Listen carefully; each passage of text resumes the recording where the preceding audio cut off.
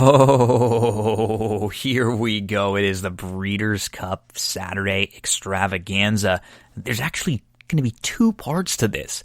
Really excited about the shows that we have put together for you. If you didn't catch the Friday Breeders' Cup show, make sure to go check that one out. We go through all the Friday races. On this episode of That's What G Said podcast, I'm going to go through quickly myself races 1 through 3 on Breeders' Cup Saturday at Keeneland, the undercard races. Then I'm going to have an interview with Kurt Rossner from Old Smoke Clothing, the co-founder of Old Smoke Clothing. We're going to talk all about the company, how it came together, and then we get into the Breeders' Cup races one at a time. Filly and Mare Sprint with Scott Shapiro. Breeders' Cup Turf Sprint with Bill Downs. Breeders' Cup Dirt Mile with Joe Kristufek. Breeders' Cup Filly and Mare Turf with Andrew Champagne and Darin Zoccali, and then Breeders' Cup Sprint with Craig Milkowski. You will get all of that on this episode of That's What G Said podcast. Then on the following episode, that's going to be coming out right with this one. The reason why I actually had to split it into two, it would have been too much content. It would have been too long. I could not get it all onto one episode. So in part 2, which you'll get in the next episode, Breeders' Cup Mile with Chris Larmy, Breeders' Cup Distaff with Christina Blacker, Breeders' Cup Turf with Andrew Champagne and Darin Zoccali, Breeders' Cup Classic with Emily Gullickson, and then NFL Week 9 with Eric, Top 21 Sports, game by game. That's going to be in the second part of the Saturday Breeders' Cup races. So 2 parts this weekend, because we couldn't even fit it all onto one. So much to discuss. We're going to jump right into it. Let's get to the undercard. But before we get into the undercard, we have to talk about one of the longtime sponsors of That's What G Said podcast, Cindy Carava. Full-service realtor Cindy Carava, who can help you out with any of your real estate needs. If you need help with selling, purchasing, leasing, she can take care of you. I've known Cindy for 10 years at least. She is one of the most genuine, kindest people you will ever come across. The perfect kind of person you want helping you with something that's a really stressful event, moving, relocating, selling off some property, or even if you're looking for help with things on a smaller scale, right? Maybe you need help finding vendors like a handyman or a painter, landscapers, gardeners. She'll put you in touch with some of those vendors that she personally uses in her own homes and some of the homes that she has up for sale.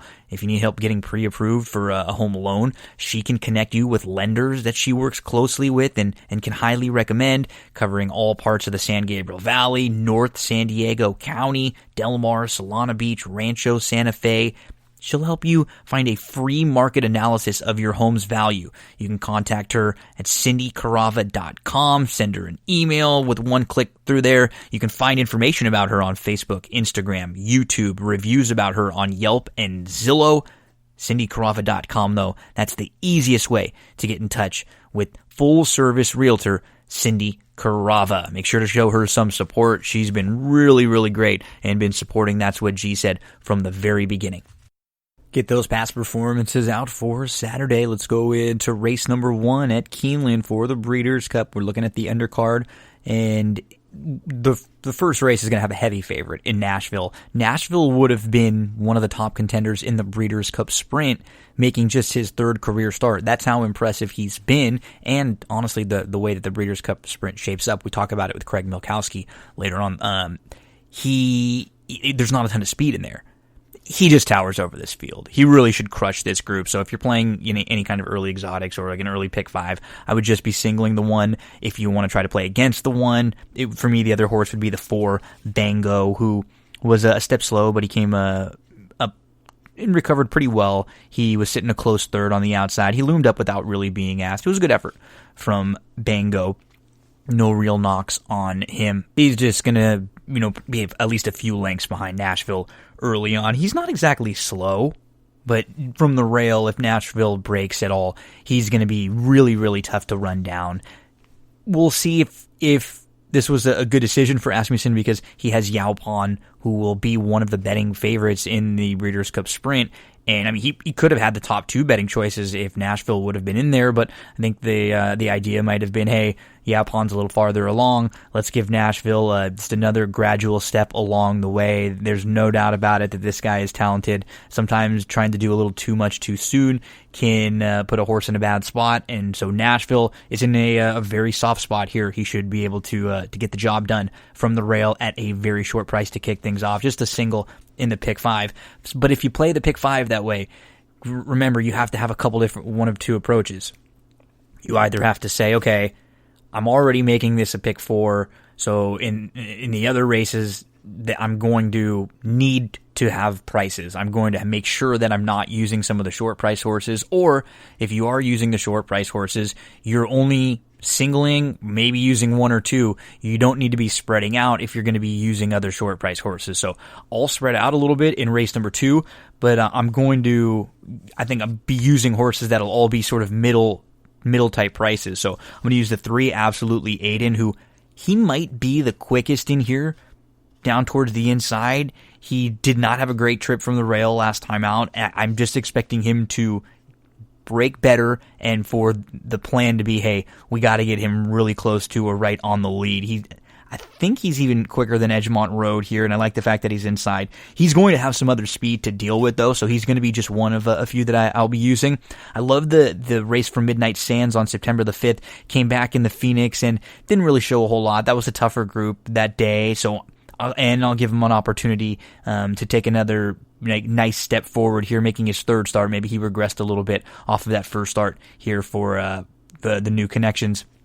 And the 7 Everfast will also be on the tickets. I think this is a good distance for Everfast. I really like what he's done so far this year, and he's coming off of a couple, I think, sort of lackluster efforts. He's a little bit better than those, and I can really excuse the race in the slop 2 starts back. Everfast will be on my early pick 5 tickets, along with the 10 Mind Control. There was a time when Mind Control would have been really short price in a field like this, but he just really honestly hasn't been quite as good as of late. But when you dig deeper and you look, his race in the Mr. Prospector, he had trouble.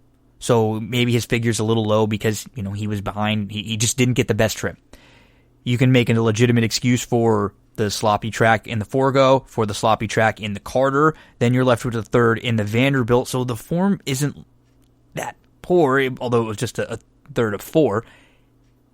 He fits. He fits really well, and his ceiling and his upside with some of the races that we know he's capable of showing up with. So I'll be using 7, 10, 3, 4 in that order. 3, 4, 7, 10 in race number 2, in the second leg of that pick 5 there to kick things off. This is the Lafayette. We move along to race number 3 before the Breeders' Cup races begin. I'll be using 4, 5, and 6 in here. Wicked Whisper has shown a completely new dimension in her last 2 starts, and she's shown that she can come from way out of it. She can sit mid-pack. We know she has some speed if they want to call upon that, but this is going to be a good spot for her to probably be coming from off the pace, because you look up and down, and many have speed in here. Ain't No Elmer's is quick from the rail. She's going to have to go. Anna's Fast is just that. She should be sitting pretty close. Artie's Princess also has some speed. Miss T2 is very quick. Fair Maiden is quick, but she's not as quick. I think the trip that they want is what the trip that they got last time out, sitting a few lengths off the pace. Marinant is going to want to go. Bernie is pretty quick. Rising Seas is not exactly slow. So you see what I'm saying? Motivated Seller. There is a ton of speed in this race. It's a 6 furlong race. And I don't know that means it's going to fall apart. I don't want just a bunch of stone cold closers, but I do want a horse like Wicked Whisper who has some versatility. I will include Miss T2 just because she was so good winning last time out. She was really good in that spot. She was able to defeat older Company 2 and just look so impressive doing it. Miss T2 will be on the tickets, and then Fair Maiden, who I think will get a really nice trip, also sitting just off the pace. So I'll have one of the horses who I think will be in that speed brigade, and then I'll use a couple others that could be sitting just right behind that pack with Wicked Whisper and with Fair Maiden. 4, 5, and 6 in race number 3. So in the early part of the card there, it's just a single in race number 1. If you want to go deeper, it would be 1-4. In race number 2, 7-10-3-4 is how I stack them up there. In race number 3, it is 4-5-6. I'll probably even play a pick 5 where I single the 1 in race 1, then a 3-4-7-10 with a 4-5-6. And then in the Breeders' Cup races, which I'll discuss in a little bit, it'll probably be something like 1-3-7-9, 1-3-7-10-12. You can write the numbers down. We'll tell you a little bit more why about who when we get to those specific Breeders' Cup races. That's what we call a tease, folks. Tease. Let you know what's coming a little later on. So early Breeders' Cup races, best of luck in 1 through 3. Up next, it is an interview with the co-founder of OldSmokeClothing.com, Kurt Rossner. You've heard me talk about Old Smoke Clothing before here on That's What G Said, and so Kurt is going to talk all about the idea for the company, how they created it, some of the products that they have, how it has moved along, what they would like to look forward to in the future. You get all the details about this really great horse racing t-shirt memorabilia, swag shop, everything you need to know about OldSmokeClothing.com, and an interview with Kurt coming up. Enjoy. It's a huge week in the world of horse racing with the Breeders' Cup on Friday and on Saturday. In a world that's been a little bit crazy in 2020, at least there's some normalcy in that the schedule didn't have to get changed. This is when the Breeders' Cup races would normally be run. And to talk to you about, in my opinion, something that's really cool and that has a lot to do with horse racing. It is a company that is a bunch of horse racing gear, t-shirts, hats, clothing, swag. We're horse racing fans, but there's not a lot of places like this out there. If you're a fan of baseball, basketball, football, other more like mainstream sports, you can go anywhere online, find a whole ton of stuff. But my guest now is the co-founder of OldSmokeClothing.com. And Kurt, I'd imagine that might have been just kind of one of the big picture things in your head as someone who likes horse racing. You probably looked around and said, there's not a lot of places out there where you could buy something horse racing related. You don't just walk in the mall and there's a horse racing store right there for you to walk into. This is something that I kind of didn't realize until I started looking at Old Smoke, thinking there aren't that many places out there. That's exactly right. How you doing? Thanks for having me on. And that is really the idea of the brand, and it's something that my business partner and I and college buddy, we went to school right in the Saratoga area, which is obviously arguably one of the best racing towns. And we recognized it a long time ago that there was a lack of a brand in the sport and a place for fans to really be able to express their fandom. And that was really the opportunity that we saw and where the brand really started to get created. Talking with Kurt Rossner, the co-founder of OldSmokeClothing.com, a website where you can purchase tons of different horse racing related swag. What I like about this too is it's serious, it's fun, it's goofy. You have all sorts of different collaborations with different companies, different websites. I saw a cool DRF one come out recently, but then there's also the opportunity for custom designs. You're having new products out. I mean, every time there's a horse that wins a big race, whether it's Tiz the Law, Authentic, Midnight Bisou, any one of them, they came out. Just kind of tell us a little bit about your process. Is it just a couple of guys who love horse racing and think, hey, what do we want out there? It is by nature. We pride ourselves on being huge fans, of course. And the start of it was a lack of our own ability to get some high quality horse racing gear that we wanted. So when we couldn't find it, we decided, my business partner and I, Adrian Zamretta, we decided that we were going to make it ourselves. And so that's part of it. But the business plan itself was, we really saw an opportunity with the partnership groups. And, there's so many horse races. I think there's over 50,000 a year just in the U.S. alone. And each one of those races has somebody that wins, and that is their team, and that's kind of how we looked at it. And we wanted to create an opportunity to represent that. If you're a Yankee fan, you probably have, a couple of Yankee t-shirts, a hat or something, and you really, you rock that stuff to represent that you're a fan of the Yankees. And we believe that each horse owner feels the same way about their horse, and that is their team.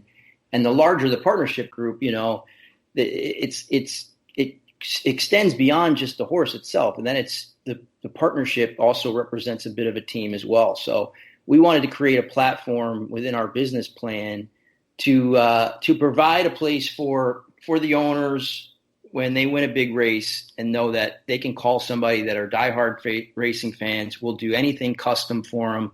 We'll create everything from the graphics itself right through to doing the fulfillment for them and take care of an opportunity that we really saw.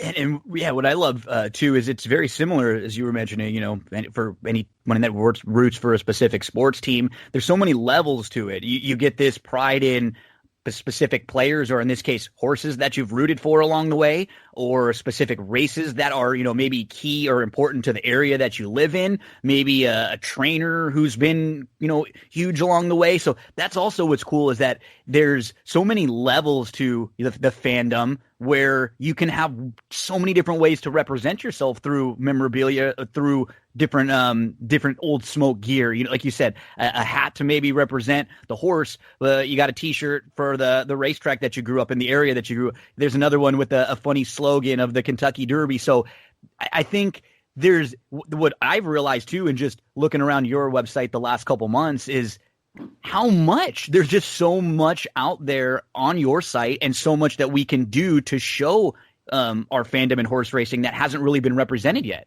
Yeah, it's true. It could be the track that you love, could be the horse, could be the trainer. And a big part of the business too is the aftercare. There's a lot of pride in the aftercare, and we work with some amazing groups that do a ton for the sport. And you're right, there's a lot of different ways to spin it, and there's a lot of stuff for us to get creative with. And we've been lucky enough to really kind of be, reactive to people contacting us. And, there's an opportunity too for us at some point as we grow here to get more proactive and go after, because we get a lot of requests from fans that see a big horse make a win, and now they're kind of in the spotlight. And we typically don't do anything. Well, we never do anything without owner's permission. So a lot of what you see is based on our site is just because of those groups that have come to us and asked us to do work for them. And hopefully the word will just keep spreading so we can get to everybody eventually. So this year was a year very different. The schedule had changed quite a bit. Races were moved all over, but a horse who got very popular throughout the year because he was kind of one of the mainstays early on was Tiz the Law. I saw a lot of Tiz the Law stuff popping up. Give me a couple of over the last year and a half. What have been some of your best sellers, some of your hot items that seem like people were really, really interested in? Well, for Tiz is for sure. I mean, I think that story, in my opinion, and I know we're close to it here in Saratoga, and Jack Knowlton's just a great guy, but, the story of him really kind of hitting the lotto twice is pretty remarkable. And I think with the lack of sports over the last few months before, the major sports got rolling again, I think that was one of the best stories in sports. And, we were lucky enough that actually went back to when Tiz won his first race at the Champagne Stakes, and a couple of the partners had contacted us and said, they wanted us to do a shirt for Tiz based on that win alone. And that's how that whole thing started. So we were able to just kind of, enjoy that ride in some small way, which was really cool, and hopefully still going this weekend through the Breeders' Cup. But those sold really well. That was a really big horse for the fans. I think Midnight Beast was another one that horse really got in everybody's heart for sure. And outside of that, our Baffert shirt sells a ton. There's a ton of Baffert fans, and that design I think really resonates with people. The silhouette, right? Like, yeah, the classic look of Baffert. So that we sell a bunch of those, and then I think there's a big gambling side to the sport as well that we recognized early on, obviously, but there's a lot of the betting shirts that the fans like a lot too. And they're a lot of fun too. That sounds great too. I like that. It's not, you are for everyone. If you want to have just a more serious Kentucky Derby shirt, or if you want to have a little, like, just to represent who you are yourself as well as your fandom, a little bit of your personality where you can show your comedic side.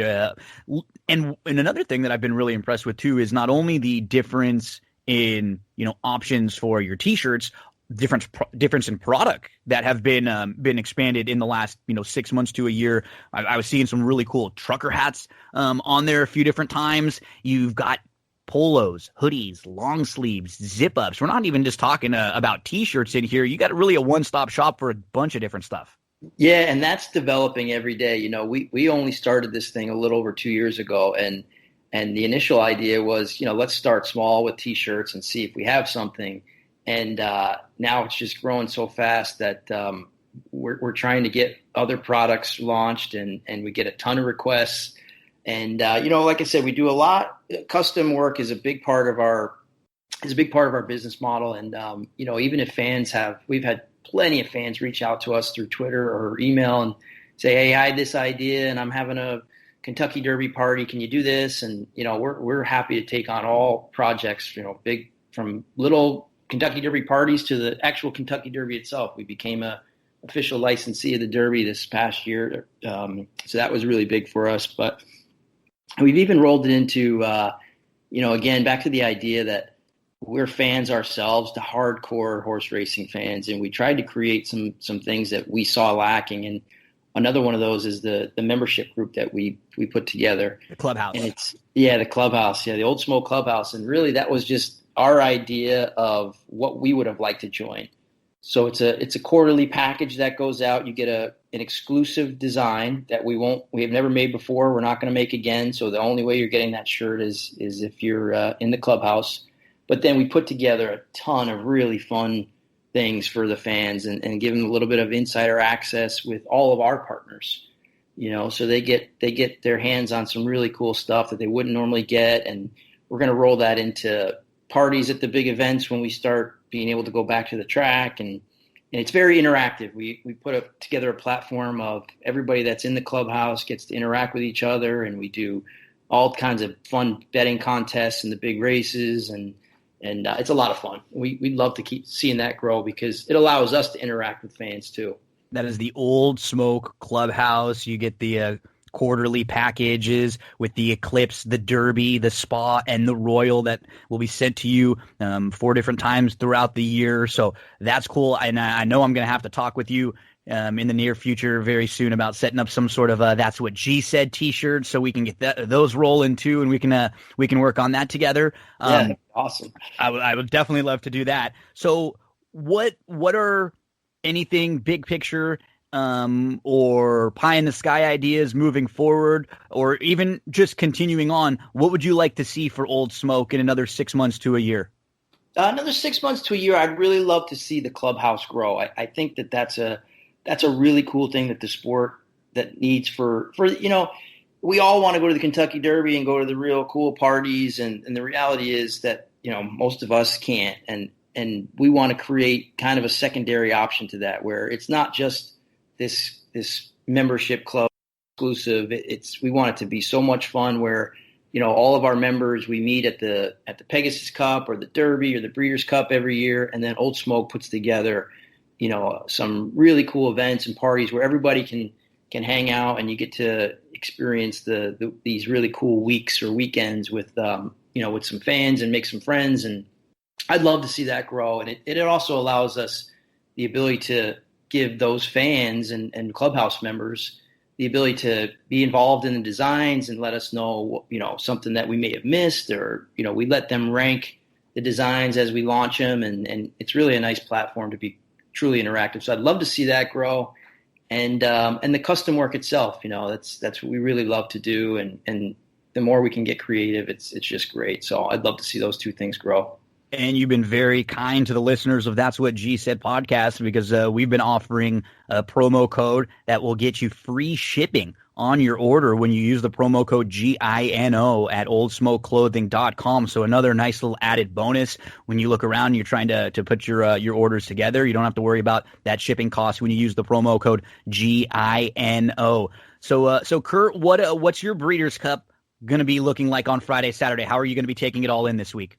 Well, unfortunately, we're not going to be there, which is such a bummer because I was really looking forward to heading out to Keeneland for that. But just probably me and my buddies getting together. We have there's some really cool bars that are still open in Saratoga that are having some events. So I see ourselves bouncing around there. Kurt, let the folks know where can we follow along with the Old Smoke clothing online, and anything else that you want to promote in the next 30 seconds to a minute. Take it as much as you can. I love the company, love everything I see. You guys are a great product, but really like nice guy to interact with in all of our interactions too. That's just that's always a plus for me when I'm looking to do business with someone. I want to be doing it with someone that I like, and it's been a pleasure. The interactions that we've had together. I look forward to bringing you back. This was like just introduce. Next time maybe we'll have to handicap a card or actually break some stuff down and really get into some gambling and stuff. How's that sound? Love that. I really appreciate you having me on. Again, get free shipping with that code Gino. All capital letters. Check out our website, oldsmokeclothing.com. If you have any questions or any interest in us doing anything custom, you can reach me at info@oldsmokeclothing.com, and it'll be me getting right back to you. So, again, appreciate having you on. This is a lot of fun. I can't wait to come back on again. Oh, I love it. Yeah, let's earmark a couple of weeks or a month, and we'll come down and we'll handicap a card together. Good luck to you and your buddies this weekend. Have a bunch of fun, have a bunch of beers, and pick a bunch of winners. All right, man. Appreciate it. We'll talk soon. Don't go anywhere, folks. So we'll be back in just a minute with much more on That's What G Said. A big thank you to Kurt for taking a few minutes to talk about Old Smoke with us, and we'll definitely have him back to handicap a card and talk some racing with us in the coming weeks. In the coming moments, it's Breeders' Cup Saturday time. First up, it's going to be Scott Shapiro. We're going to talk about the Breeders' Cup Filly and Mare Sprint, race number 4. Scott Shapiro joins us to talk about the 4th race on Saturday's card, the Breeders' Cup Filly and Mare Sprint. Back on That's What G Said for I can't even count how many times now. It's probably into the 10, 15 times, as many times as he's been here talking racing with us or football or anything going on in the sports world. And this weekend and the big focus on Friday and Saturday in horse racing, the Breeders' Cup. He's going to join me to talk the first Breeders' Cup race on Saturday. So get your past performances out. We're looking at Keeneland, November the 7th. We're in race number 4 for the Breeders' Cup Filly and Mare Sprint. It is Scott Shapiro on That's What G Said. Buddy, how you doing? Doing well, Gino. Big weekend, as you said. And, the fall keeps trucking on halfway through the NFL season. I've been pleased with that, but looking forward to the big 2 days in Lexington. Okay, so a fascinating race to discuss in that there are some real quality horses in here. We're going to have a very interesting kind of pace set up. And I think we got to start the conversation with Gamine, the filly who is the morning line favorite in here for Bob Baffert, has once and possibly twice this year been disqualified because of some sort of a positive test. Now, I say possibly twice because it's already happened once back in Oaklawn, and then reports have come out that one of the tests for the Kentucky Oaks came up positive for a banned substance for Gamine. We haven't gotten the split sample result yet. I think just the fact that I'm having to explain all of this tells you there's one of the problems in horse racing, that it takes so long to get all this information. But you got to kind of mention it, and you have to start the conversation with her, whether you're with her, whether you're against her, because she's an extremely polarizing filly this year. No doubt, very hard to figure out what you're going to get with her because of what you just mentioned. But one thing we do know is that she is fast, and especially when she's been on her game. I think at 7-5, I think she's going to be a horse that I'm probably willing to let beat me. A lot of that is due to the draw. If she drew outside Serengeti Empress and even Venetian Harbor and in the midst of Biz, I think it might have allowed her to settle. Coming out of the mile and 8 Kentucky Oaks, you expect her to be quick early, but maybe she would have been a little bit dulled with that speed, which could have worked out for an outside stalking trip. Now she's going to you can't really figure out a way where she's not going to have to work throughout unless somehow Johnny V can get her to relax in the pocket, which seems highly unlikely. Major on the Oaks, especially we don't know what this test was, but if she was, in some way aided by her performance was potentially aided, then it was even more disappointing. She got a clear lead, and maybe she just doesn't want to go a mile and an eighth yet. We see that a lot of times with young horses. Maybe they'll do it later or next year or whatever. But I mean, she got the trip. She couldn't have asked for a different trip or a better trip, and she just didn't get the job done. No, absolutely. She didn't really show much fight either. If she would have fought on a little, it would have been a little more encouraging. And the other thing is, Gino, I don't know if she's gone as fast. Well, I don't think she hasn't gone, but is she capable of going as fast as this pace is likely to be? We know Serengeti Empress isn't going to mess around. And then you have horses like In the Midst of Biz and Venetian Harbor, who potentially are not as fast early on as Serengeti Empress and even Gamine, but they're drawn in between those two, and they may be hustled and at least be involved early on. So the connections of Venetian Harbor have been very outspoken about how the last time they faced, in the test, they wanted Venetian Harbor to be a little more aggressive and go after her and not kind of, sit second, a half length off, then let Gamine get the lead. So I'd imagine, she didn't go as fast last time out. And I think partially because it was a weird race because four Graces didn't break that day or just didn't go, just chose not to go to the lead, whatever it was. And so Venetian Harbor didn't have to really go much faster than she did. And she just held on, but it was her first start in a couple months. I don't know if she can win, but she can sure have a big impact on this race. Yeah, no doubt. And while they didn't go that fast that day at Keeneland in the Raven Run, you could argue, looking over the whole card and the way the race was played out, that there was a little bit of an outside closer bias, like there can sometimes be at Keeneland. So don't take the neck victory and hold it against her too much. Whether you think she's a class below the top one, that's a fine. That's for you to figure out. But just don't judge her too much. You also mentioned it was the first race in over 2 months. So we got to talk about Serengeti Empress now. I got to say, and last year and then even earlier in this year after the race at Sam Houston, I watched a lot of Sam Houston and played a lot of Sam Houston this year. I was super disappointed. I thought that she was lone speed in that race. She just looked like she was better than that field. And I got off her. And then she crushes in the Anzeri. I sort of thought of her as more of a horse. Okay, if she gets the right kind of field. The last two races she's had, I got to say, she's really impressed me.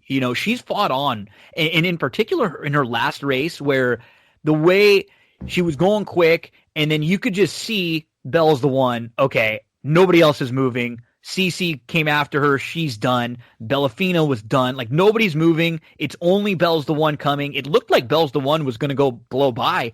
And Serengeti Empress really dug in and fought back. If you watch the gallop out, she's actually ahead on the gallop out. I've gained a lot of respect for her this year, and in particular in her last couple starts.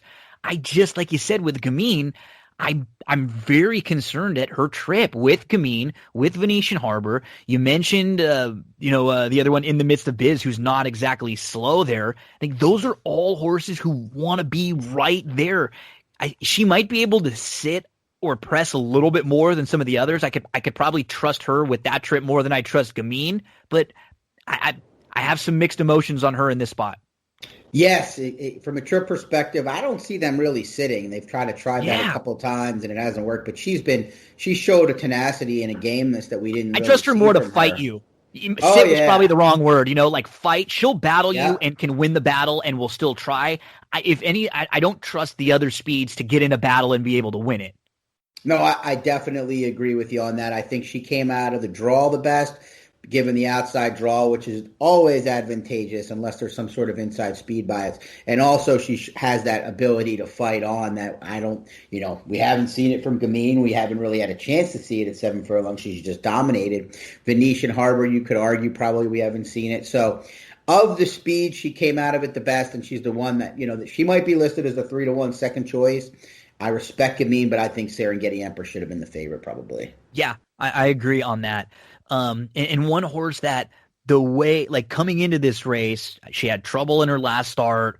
I loved the turn back. I was loving the type of trip she was going to get, but I just don't like the rail and that speech. I will still probably be using her in some spots because I think she's capable with one of her better efforts.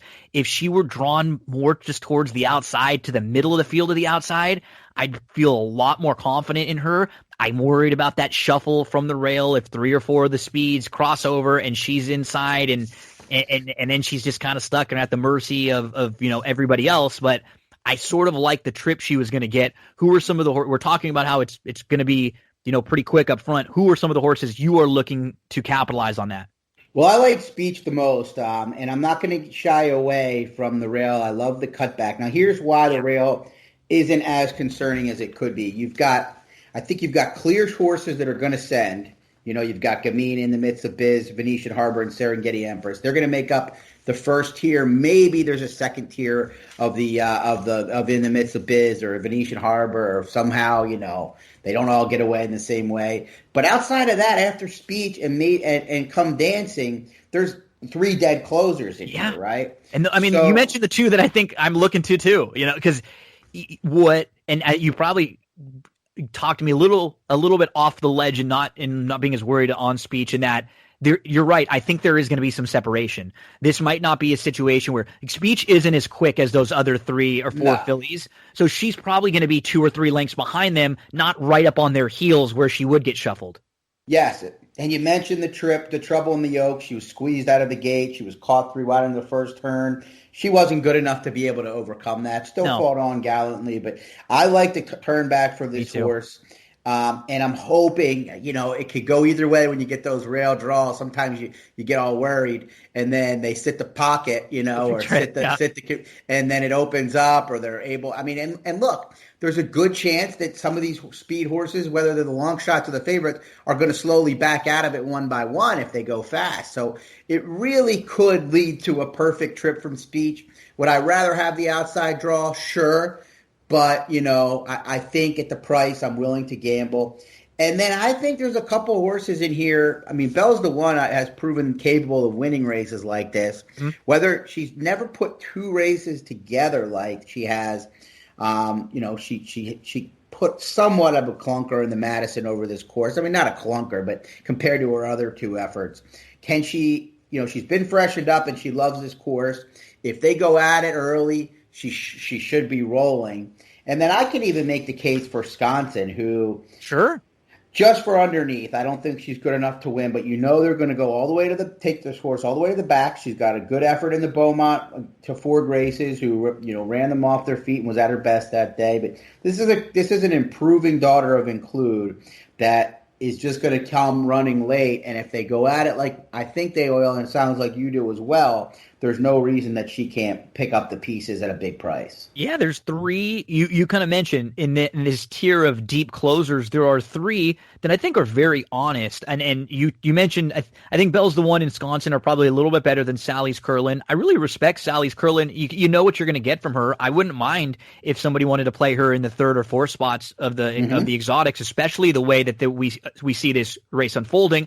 I just kind of feel like Belle's the One's just like a little bit better version of her. We saw it last time out, and Belle's the One can maybe sit a couple lengths closer than Sally's Curlin. Sconson is up and coming, and she was super impressive last time out. The horse who I'm going to use along with Speech and probably Serengeti as my top horses in here would be Come Dancing. And I was going to ask you, I've never used her, Scott. I've never used her. In fact, I've probably played against her a ton of times. And really, any time when she's come out of New York and I felt like she's a little bit overbet, I would have never played her last year in the Breeders' Cup. For example, it just from the pure trip standpoint, I don't know if she's good enough to beat, to go by, a couple horses fillies that are better than her. But I do think this mare should be sort of in that area with Speech that we were talking about. She just beat a group she was much better than last time out. And a lot of her big wins have been in that case where she's just way better than a group in New York and she crushed them. But if you're looking at just speed figures and numbers, she is capable with one of those big efforts of jumping up and winning this race. And if she is at 8-1 with the trip that we're envisioning, this will be probably one of the few times I will throw her in, and we'll see, because it just seems like I can't, other than Serengeti, I can't get too high on the other speed horses. I feel like they're going to be getting softened up. You mentioned the Stone Cold Closers, who I'm okay with using them, but I'm looking for more of those in between horses. To me, those are the two that to me are Speech and Come Dancing in here. Yeah, you mentioned the problematic part is that she just has never run her races outside of New York. Mm-hmm. She got buried in the Breeders' Cup Filly Mare Sprint last year at Santa Anita. She ran poorly, albeit at a mile and a 16th in the Apple Blossom. But she is cycling back into form for sure and ran a pretty good race. Right, they went fast last time, but she did run down a lone speed in Ladies Island. You know, I type of horse was dependent. Race truly 8 to 10 to 1 mix to me is okay. I'm willing to excuse some of the other things because the price is built in. Yep, exactly, because she does have races to go back to. She is a win machine. She's won half her starts, 9 of 18. She does like the 7 furlong distance, so that's a positive. Some of these horses may get tired at 7, you know. Yeah. I mean, most of them look like they have 7 in them this year, but some in the midst of Biz, probably the lone exception, but who's going to be a bomb anyway. But, yeah, I could see why on paper I just have that concern whether she can translate her game from New York to Kentucky. Yep, and we've talked a little bit about Venetian Harbor, but we'll just mention her because then we're basically hitting the whole field here. She's nice, like she's a nice filly, and she's done really little wrong throughout her entire career, and this is probably her best game. She just is going to have to deal with a couple who are, Serengeti, who's just a little more seasoned, Gamine, who, again, we don't know what's gone on with Gamine in some of these races, but Gamine, who beat her on the square when they raced. But with her speed, she's going to be involved, I'd imagine. I can't imagine she's too far out of it. I think I could see them sending her more than taking her back just from everything I've heard about, the connections and how they want her to run, in this race. So I think at the very least, we're going to see 3 horses up there who don't want to be taken back. Yeah, I think if she drew outside Serengeti Empress, I would have liked her chances to spring the upset a little more. Being in between the speed is troublesome. I know they're going to be somewhat aggressive at the very least based on what we saw on social media and what you mentioned earlier. She has run well in both starts at Keeneland. I do think 7 furlongs is probably her perfect distance, so you could do worse. It's just that in between the other speeds that concerns me most. So some overall thoughts on this one, Scott. It sounds like you and I are both pretty high on Speech, and Speech was sort of like 1 and 1A for me with Come Dancing, and I'm less concerned about the rail now after talking it out with you. Yeah, I'm hopeful. You never know. I mean, you could easily get caught in a tricky spot there, but it just seems like with some dead closers and with some real fast horses that she could find a perfect spot without skipping a beat. I like Speech. I give Bells the One a big look.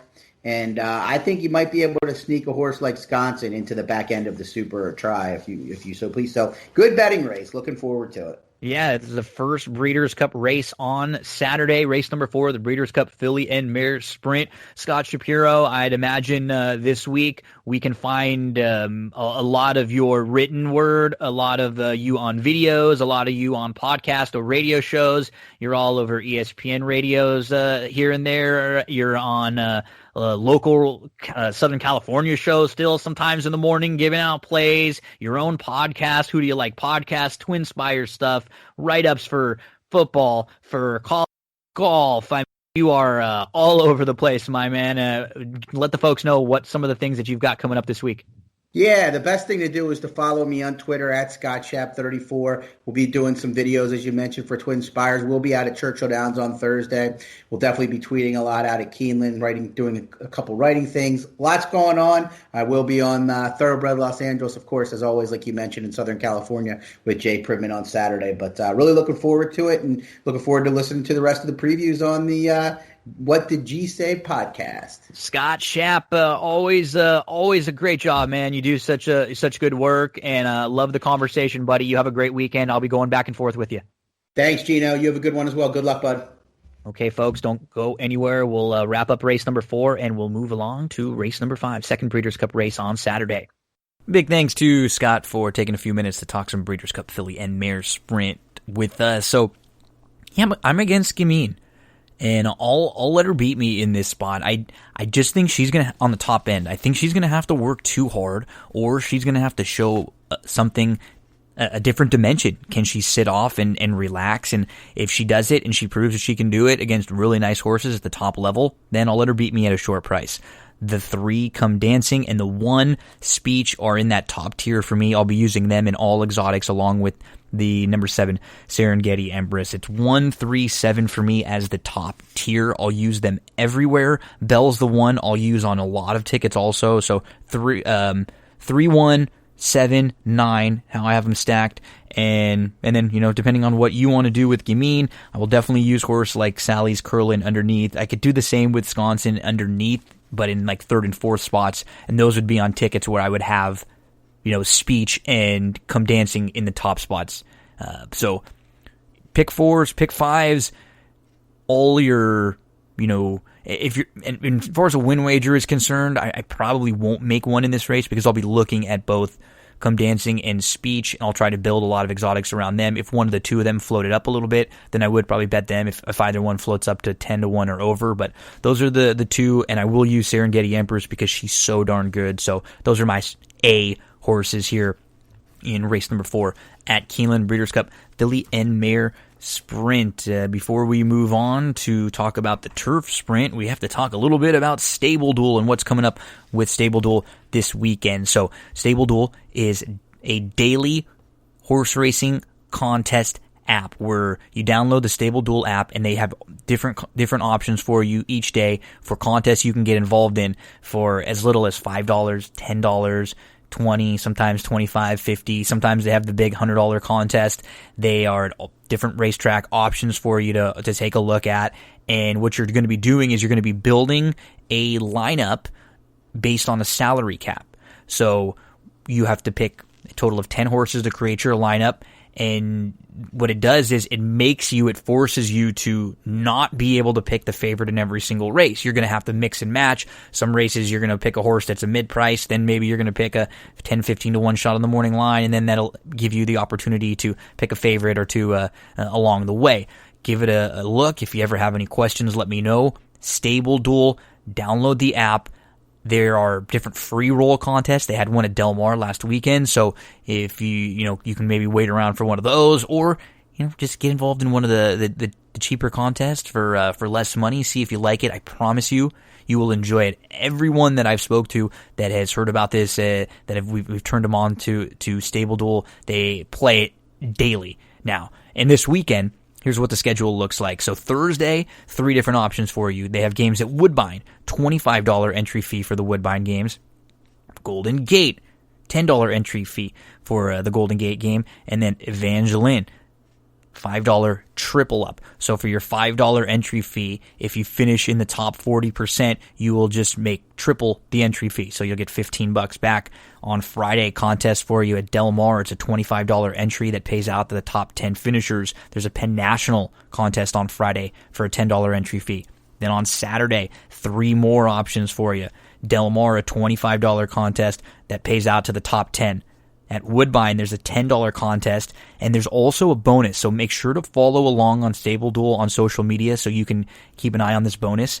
If you make a wager at Woodbine and play in the Stable Duel Woodbine contest, so make a wager at Woodbine and then play in the entry fee of the $10 entry fee Woodbine contest, you could be eligible for a $300 bonus. So follow on social media for more details, and you can find out exactly how to qualify for that. At Evangeline, there's a $10 entry, and then on Sunday at Del Mar, a $10 triple up, so you can try to turn your 10 into 30 there.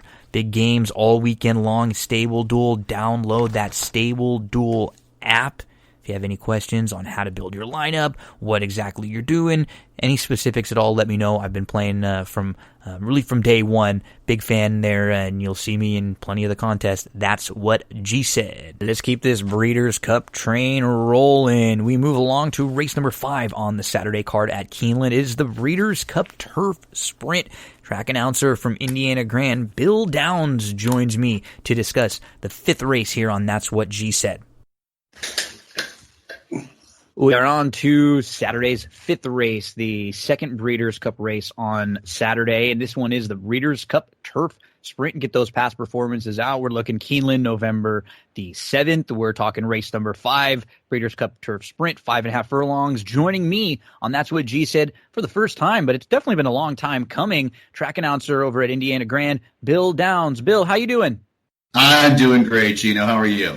Oh, awesome, man. Thanks for joining me. Really appreciate it. I've been meaning to have you on to talk racing sometime, and Breeders' Cup is a perfect opportunity to do so. And when I sent you a message the other day and we discussed what race we were going to talk about, your immediate response was, Turf Sprint, chaos, great, and then that's, sort of what we get here and what you'd imagine in the Turf Sprint, because so many of these horses are just, subject to the trip that they're going to get in a 5.5 furlong race with a big field like this. So kind of where do you start? Who are some of the horses you begin with in this race?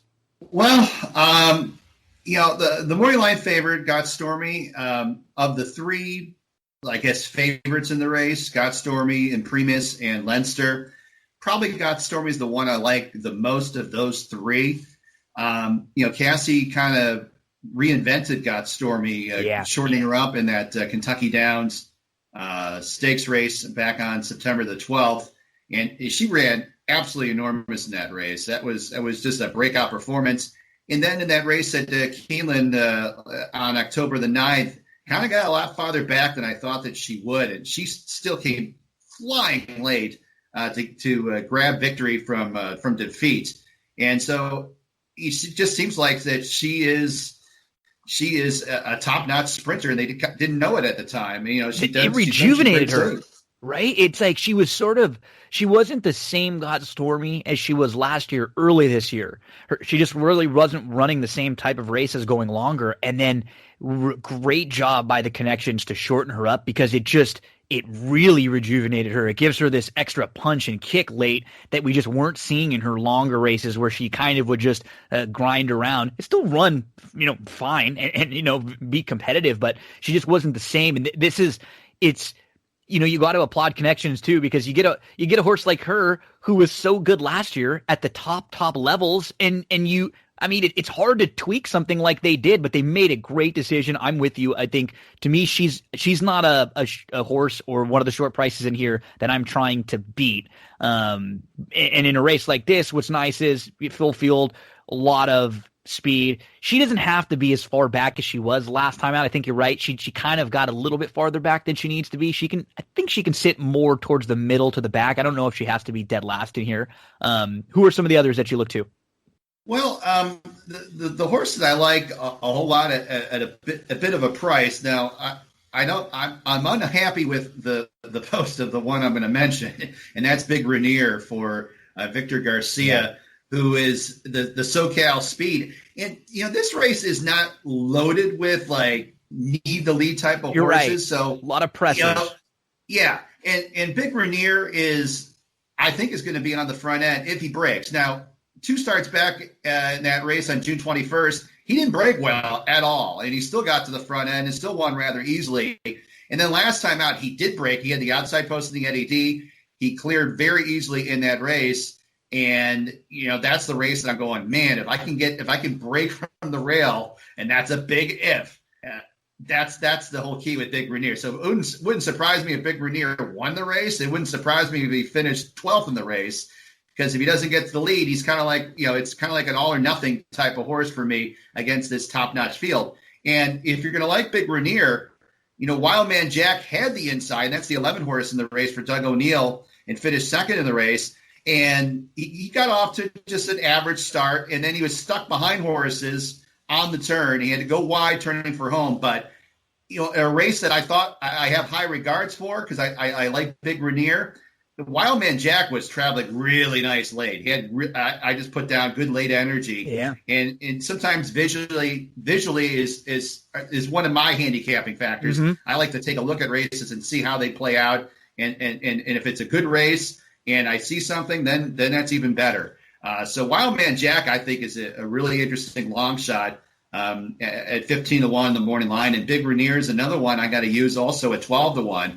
And those are probably like that race kind of got me, and I'm going to be using definitely both of those horses in any and all exotic tickets. Yeah, I agree with you. Big Rainier, I mean, it's really hard to knock either of them. And Big Rainier, maybe sometimes it's sort of like a blessing in disguise. Maybe because you're in the rail and you're just saying, hey, we weren't going to get cute anyways. Let's just go. And you just get out front. I think Big Rainier will be on a lot of my exotic tickets too. Wildman Jack, exactly like you mentioned, the trip deceiving, sort of had to shift out and around and was chasing Lone Speed. You know, if Big Rainier doesn't get away, then you can get an opportunity for Wildman Jack to close.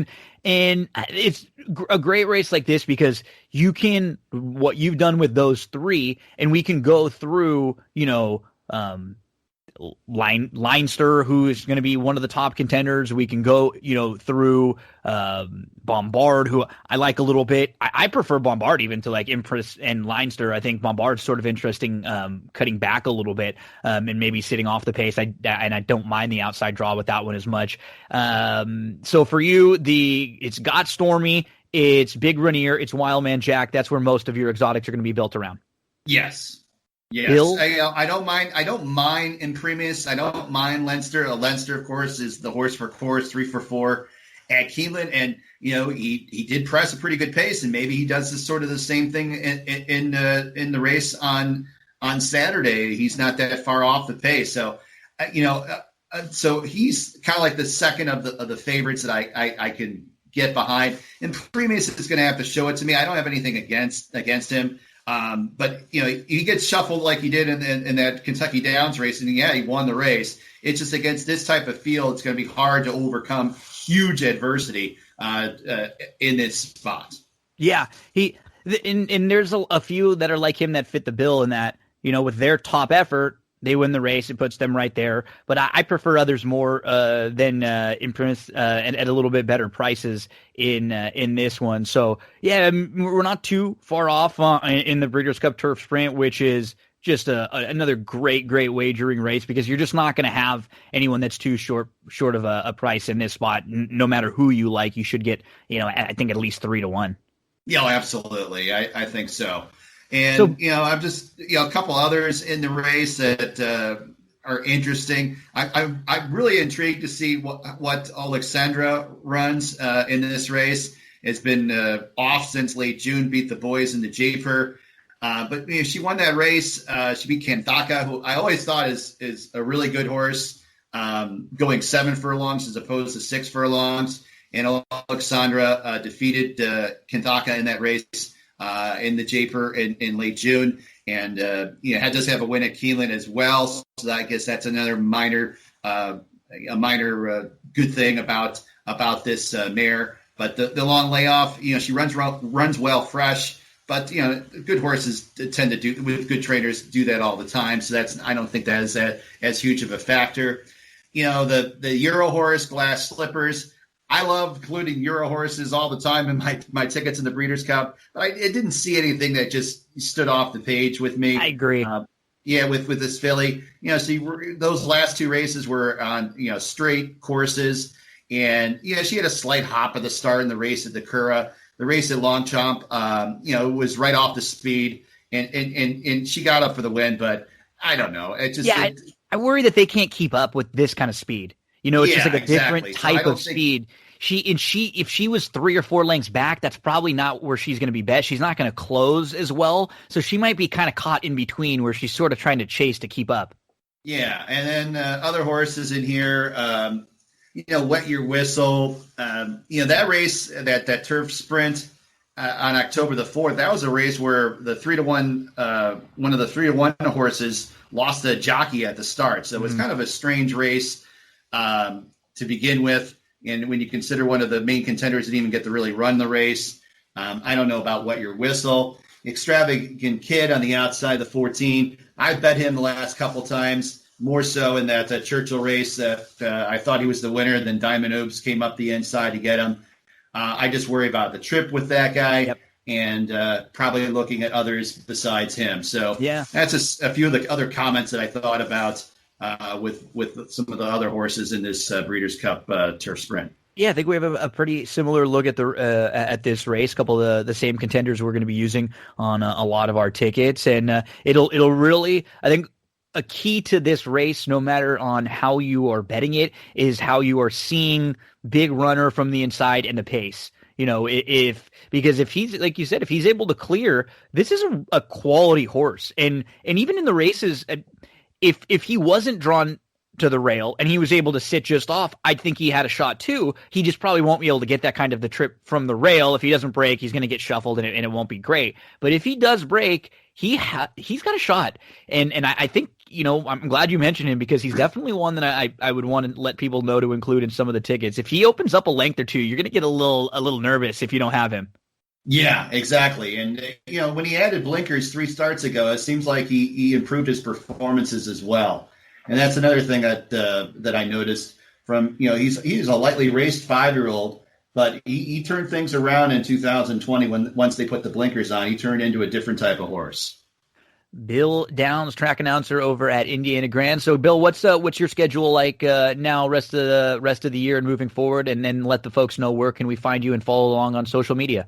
Well, social media on Twitter, Bill Downs 1. I always caution people because I'm not just a horse racing Twitter account. I kind of follow all sports, and I kind of take it mostly sports 95% of the time. So don't a lot think of football, you're fantasy stuff, and DFS stuff. Exactly. Yeah. We love that here on That's What G Said. So you fit right along. It was a perfect marriage here. And then what's your schedule like coming up?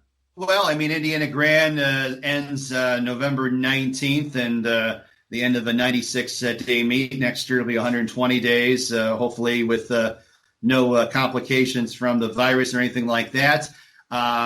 Just kind of chilling, I guess, a little bit. Not really, don't have too much planned. I'm sure I'll be looking at horses. I like to play in those handicapping contests as well. This time of year, once my season's over, I tend to look at that a little bit more as well. Bill, maybe in a few weeks I'll bring you back if you're free. We can either talk like a DFS slate or a Sunday football slate in the NFL, and talk a little football. Sounds good, Gino. Awesome, Bill Downs. Thank you so much helping us out with the Breeders' Cup Turf Sprint. Don't go anywhere, folks. We'll be right back here with much more on That's What She Said. Thank you to Bill for hanging out with us here and talking some Breeders' Cup Turf Sprint. So just a difficult, wide-open race. I'll lean to Bombard, who I think will really enjoy the slight turn back, and I don't expect him to be on the lead in here. I think he's going to be a little bit better if he can be stalking and just off. He's got 7 races from 5 to 6.5 furlongs, 3 wins, 2 seconds, and 2/3. This is his best game. Bombard.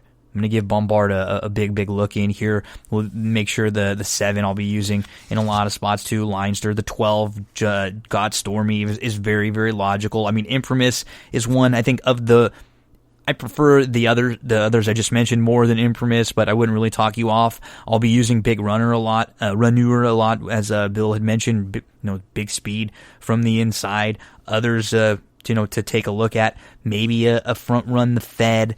Maybe an Alexandra. I'm pretty solid with combinations of 1, 3, 7, 10, 12, and in particular 7, 10, 12 probably will be on most of my tickets there in race number 5 at Keeneland. Oh, we talked a little bit about fantasy sports with Bill. You need to check out the Thrive Fantasy app right now. Go download it, Thrive Fantasy, and then immediately use that promo code GINO. When you deposit, you'll get an instant bonus of up to $50 as soon as you deposit 50. So anything over 20 to 50, you'll get an instant bonus credit right back in your account. Boom. Might as well 50. Put 50 in, you'll get 50. Then you'll have $100 in there to play in different contests. This is a daily fantasy prop betting app. They have big contests like a lot of the other daily fantasy sites you've probably played in. They also have head-to-head contests, free rolls, contests that start for as little as $1 all the way up to 1,000. You can play in NFL, NBA, MLB, golf, League of Legends, esports. The big contests that they have right now are the NFL contests. So like week 9 NFL coming up is a big one, but they have specific contests on Thursday for the Thursday game. And then for Sunday, a couple different options for you. They have specific contests for the Monday game. Here's a big one this week. $25 entry fee to get in. $12,500 in prizes. And it's capped at 550 total entries. You're not going to be playing against hundreds of thousands, even thousands or millions of other entries. You're going to be playing against 500 other entries. It's a winnable contest, an opportunity for you to win $2,750 for first prize. It pays out the top 130 positions. And what you're going to be doing here is you're going to be picking 10 out of 20 options for props, and you're going to be picking over or under with those props. Let's give you an example. So here's a couple on the big contest for this weekend. Deshaun Watson, total passing yards, 284.5. If you select over, you'll get 94 points. If you select under, you'll get 105 points if you are correct. Christian McCaffrey, who's coming back, 75.5 total rushing yards, over or under there. Over would get you to 110 points, under would get you 90. That's how you're going to build your lineup. You're going to look through the 20 options that they have. Another one, DeAndre Hopkins, 84.5 total receiving yards, over or under. The under would get you 115. The over would get you 85. So you're going to pick what you want to do, obviously, is you want to select a lot of the props that are going to give you the opportunity to get your max points back. So if you are into prop betting, if you make a lot of prop wagers, you will really enjoy Thrive Fantasy. Go download it right now. Use the promo code GINO. If you put in $20, you'll get an instant $20 bonus. If you put in 50, you'll get an instant $50 bonus. Might as well put that 50 in. Anything over 20, anything from 20 and above to 50.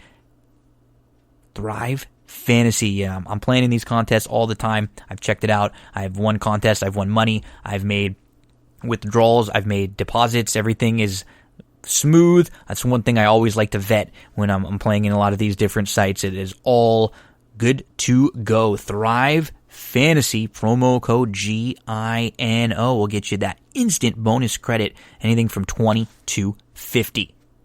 Okay, we will move along now. Up next, it is race number 6 on Saturday on the Breeders' Cup card, and we are going to talk Breeders' Cup Dirt Mile with Joe Kristufek. He is making his That's What G Said debut. Joe Kristufek goes horse by horse in race number 6, the Breeders' Cup Dirt Mile on Saturday. We'll continue rolling along through that Saturday Breeders' Cup card. We're up to race number 6 now. It's the Big Ass Fans Breeders' Cup Mile, and I'm very, very excited to have this next gentleman join me. I've become a big fan of his over the last years. You've seen him all over, particular doing a lot of stuff for Twin Spires and out and around at about Churchill Downs, and he's a very sharp handicapper, very nice guy, very fan-friendly too, always willing to answer questions and help people out. Happy to have Joe Kristufek join That's What She Said for the first time. Joe, how you doing, buddy? Gino, long time coming. Great to be on. You know, it's been a rough 2020 for almost everybody, but for you, my friend, you know, you brought Milo into the world. You got a couple of sports championships.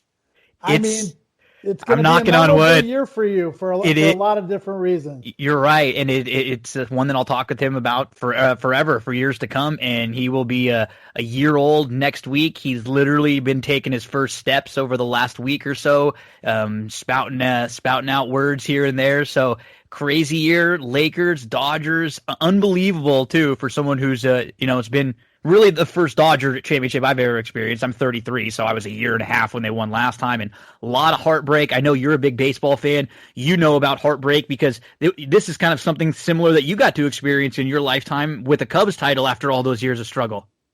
Yeah, man, people don't realize how much being a real true fan of a team means when you finally win. I mean, some people get used to it. You know, it never gets old. I have, 6 Bulls championships. Everyone's a little bit different, man. I mean, the Dodgers were the best team this year. The Lakers were the best team this year. The best team doesn't always win, but I'm happy for you, buddy. Thank you. I'm sure we'll have future shows where we talk about all sorts of Los Angeles sports, Chicago sports. We'll go back and forth, but this weekend is an awesome week. Best when it comes to horse racing, and the lineups for Friday and Saturday did not disappoint at all this year, just absolutely loaded. And we've got a good race to discuss here with the Dirt Mile. So we're going to start with Art Collector. We'll go inside out to outside and just give a few thoughts on each horse here. And Joe, a very interesting horse to begin with, because Art Collector got so good earlier on in the year. And had he not had a small issue right before the Derby, he would have been your second choice. He would have had a big shot in there. Didn't miss a whole ton of training. Came back in the Preakness, and I don't know. I don't want to say it was a weird trip. I think I might have expected him to be a little more forwardly placed or aggressive. He tried to take back, and there just wasn't a whole lot of passing going on in the Preakness. So where do you stand with Art Collector cutting back now to the mile and coming into this race? I would say one of the more difficult reads for me on the Breeders' Cup card are the horses that I have an intimate knowledge of. I mean, obviously followed this horse his entire career, most of it in Kentucky. The Preakness was a little bit disappointing. You know, the top two ran huge. I expected a little bit more from Art Collector. Now he cuts back. You know, that short run into the first turns, you know, you want one of those inside posts. It could help him get good position, or it could be a hindrance depending on how it plays out. He's a horse I'm willing to use, but in a defensive way.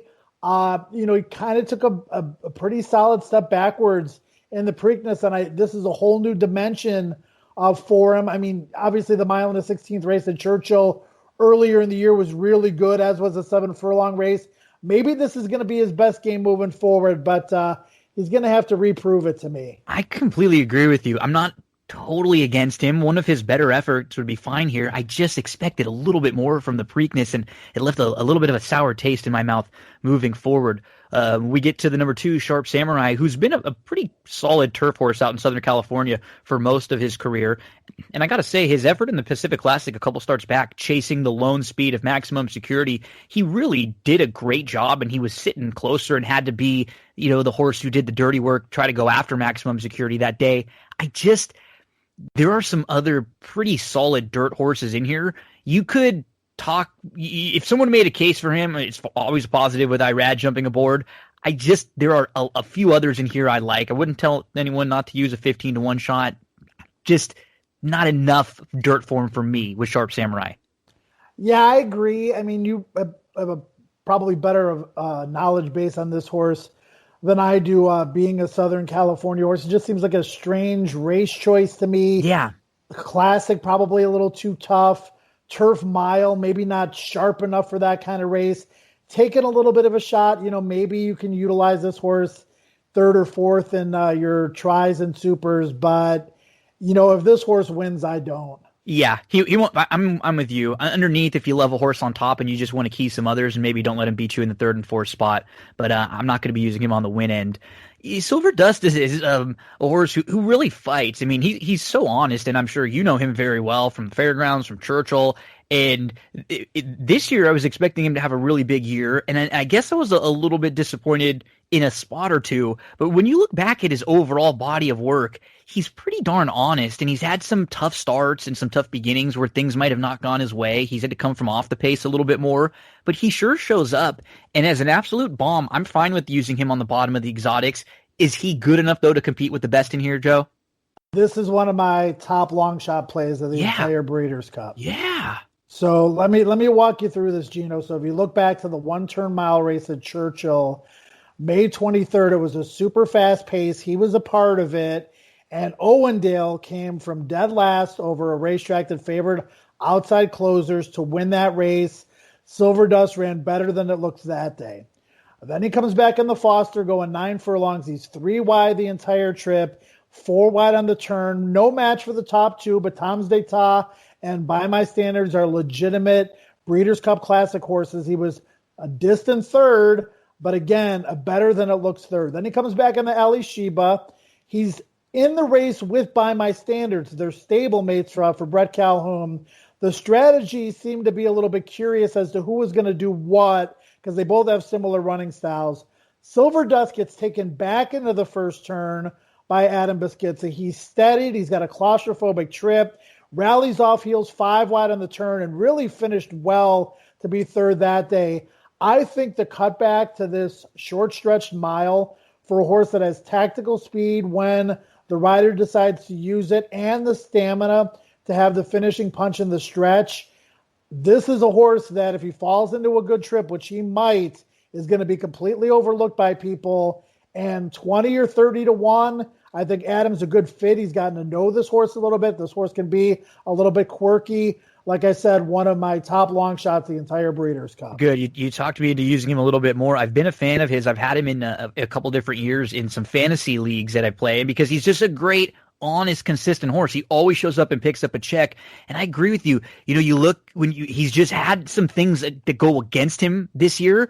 And when you look at who he's been defeated by, you're talking about legitimate horses that are going to be in the Classic. So Silver Dust, I'm going to definitely start including him on a few more of my tickets now with a little bit of confidence from Joe. We move on to number 4 in here, and War of Will is, you know, he got his grade 1 win on the grass earlier this year in the Maker's Mark, which was a race that he didn't look like he was going to win that race. And it was a combination of class, falling into the right trip, good ride, everything to get him up right on the wire. He wasn't bad last time out in the Woodbine Mile. He was okay. I'm really not sure what to do with him. He wouldn't shock me if he bounced back to a good effort here. He's really fresh on the year. He's got speed. He can sit. I was a little shocked that he wasn't asked for more speed in his most recent start, and he chose to kind of sit wide, that wide trip on the turf, which doesn't always work. I guess it's kind of worked for him a few times. Where do you stand with War of Will? Yeah, I mean, I've been a fan of his for the majority of his career, dating back to when he was at Fairgrounds and he won the LeCompte and he won the Risen Star. You know, then he took that awkward step and pulled a muscle in the Louisiana Derby. We all know what happened in the Kentucky Derby and then the Preakness with him. Then his form completely tailed off. Then he's come back as a turf horse this year, you know, not having run on the Keeneland dirt, not training over the Keeneland dirt, which could be a little bit quirky. You know, I just think he's probably a notch below some of the horses I like best in here. And I understand why they're going here instead of the turf mile, but again, I'm willing to fade War of Will. I just like too many others in this race more. Next horse up is the number 5, Knicks Go, who was a horse who outran his odds a couple times early on when he was a 2-year-old, in particular at Keeneland over this racetrack. And then he really tailed off. He was sort of one of those precocious 2-year-olds who's got some speed and he's just a little bit quicker and better than some early. And he didn't really seem to progress throughout his 3-year-old year. Well, he switched barns. He's come back as a 4-year-old, and he has had 2 races where he has been really impressive, really fast, and he's earned monster speed figures and numbers. And he is whether or not you like him in this race or you were going to use him or you love him, he's a horse that you have to kind of discuss and figure out, because with his speed and with the fact that he just seems like a brand new horse for this barn, he's sort of a polarizing horse in here, and he's going to be, I mean, 7-2 on the morning line. He's going to be one of the shorter prices. He is almost certainly going to make the lead. We know he loves Keeneland. He definitely is fresh, having only started once this year. He broke the track record on October the 4th. He was eased under the wire. He ran super fast, no matter if you look at Byers, Briss, Thorograph, the Rags, all just monstrous numbers. He didn't beat much, obviously. Casino Star, Royal Mesa, both came back out of that race and didn't do much in their next start, subsequently at Churchill Downs. He's going to face more pressure, whether it's in the beginning of the race, the middle of the race, the end of the race, and off a career best effort, you know, he could obviously regress. Now, that being said, Brad Cox obviously has done a massively good job with this horse. He's coming into the Breeders' Cup loaded. This is a horse I'm going to use prominently, but I do think based on that sheet number, he's probably going to be over bet. So although I'll be using him, I'll be rooting against him with some of the long shots we've talked about already or are going to talk about here in the next few minutes. Mr. Money is a long shot, the number 6. He's 20-1 on the morning line, and he got so good in the middle towards the end of 2019. And then, anything that went on at Santa Anita in the Breeders' Cup at 2019, when a lot of horses threw clunkers in, you can be pretty forgiving for many of them. That was a really weird track, hard to make up a lot of ground. A lot of good horses just didn't fire that day. And then the beginning of this year, he just wasn't good, period. He had, maybe an excuse or two here and there, but he just was nowhere near himself, the horse he showed last year. And then he bounces back with a pretty solid effort in the ACAC. Is that good enough to make him a contender in here? I don't think so. I still don't think he's as good as he was last year, although he did win the ACAC. It was kind of circumstantial. So that was a smoking hot pace, a one-turn mile, 22-3, 44-4. The rest of the race completely fell apart. Bourbon Calling, Thirst for Life from way out of the clouds to run second and third. This horse got a pocket trip. He was held up a little bit on the turn. Then he got a dream run at the rail. While all those closers were fanned 7, 8, 9 wide, he got the golden run up the inside, got the jump on the closers, was able to hold safe. It was a dream trip over a racetrack that he likes. His only previous race at Keeneland was not good earlier this year. Although I do like some long shots in the dirt mile, this is not one of them. Rushy is a 20-1 shot right next door. This is a 3-year-old who's going to be tackling older. He's had a really solid year so far. He was behind Honor AP and Authentic in the Santa Anita Derby. He was behind Art Collector and Swiss Skydiver after looking like he was looming into contention in the Bluegrass. And then he was really good in the Pat Day Mile, and maybe just shortening up was what he wanted best, and maybe it was just a little bit softer competition than he had faced in his previous few. He's a little fresh. We haven't seen him for the 2 months or so since September the 5th. Where do you stand with Rushy tackling older for the first time? I think the 2-turn mile is good for this horse because we've seen him perform well at a mile and an eighth, and we've seen him perform well over the 1-turn mile. He ran fairly well in the Bluegrass, but again, if you're against Art Collector, I don't see how you could be for Rushy because Art Collector handled him pretty easily in the Bluegrass, although a different dynamic to that race. Pat Day Mile, moving forward out of that race didn't turn out to be as strong as it usually is. Great decision by Mike McCarthy to run in that race instead of the Kentucky Derby. He got the grade 2 win out of it. I just don't think he's fast enough to be a major player in here. Yeah, I'm against Rushy in this spot also. I think he'll move forward as an older next year, but this isn't an easy spot. You have, to me, I think a live long shot in Pirates Punch next door at 20-1. I've chased him for a while in sort of some of the bigger spots, and at the mile, I think he might be able to keep up with some of them in here because of the fact of he's got that positional speed. He can sit off. He beat horses that he was just better than last time out. This is going to be much tougher. I'm not going to completely dismiss him at 20-1 here, Joe. No, I agree with you, and I think what you said about him falling into a good trip with that positional speed is key here. He should get the right trip if he's good enough. Now, I'm a little bit skeptical of the Monmouth races. Mm-hmm. Those races tend to come back fast, the tight turns there, et cetera, et cetera. But this horse showed a new dimension at Oak Lawn when he had that far outside post. He was forced to rate from off the pace. He had been a front runner his entire career prior to that. Kind of showed Grant Forrester that maybe he could rate from a little bit out of it. He was overmatching the Stephen Foster after making the lead. And then, like you said, has kind of reinvented himself as a mile, which might be his best trip. I'll be using him. I won't be using him as strongly as some of the other long shots I like. But I agree with you. I think he's found his best game. I think he's in the best form of his career. And, Gino, we all have favorites in this game. I know you have, personal relationships with jockeys, trainers, et cetera. Grant Forrester is one of the good dudes in this game. And, even if I'm tearing up my tickets, if Grant wins this race, I'll be extremely happy for him.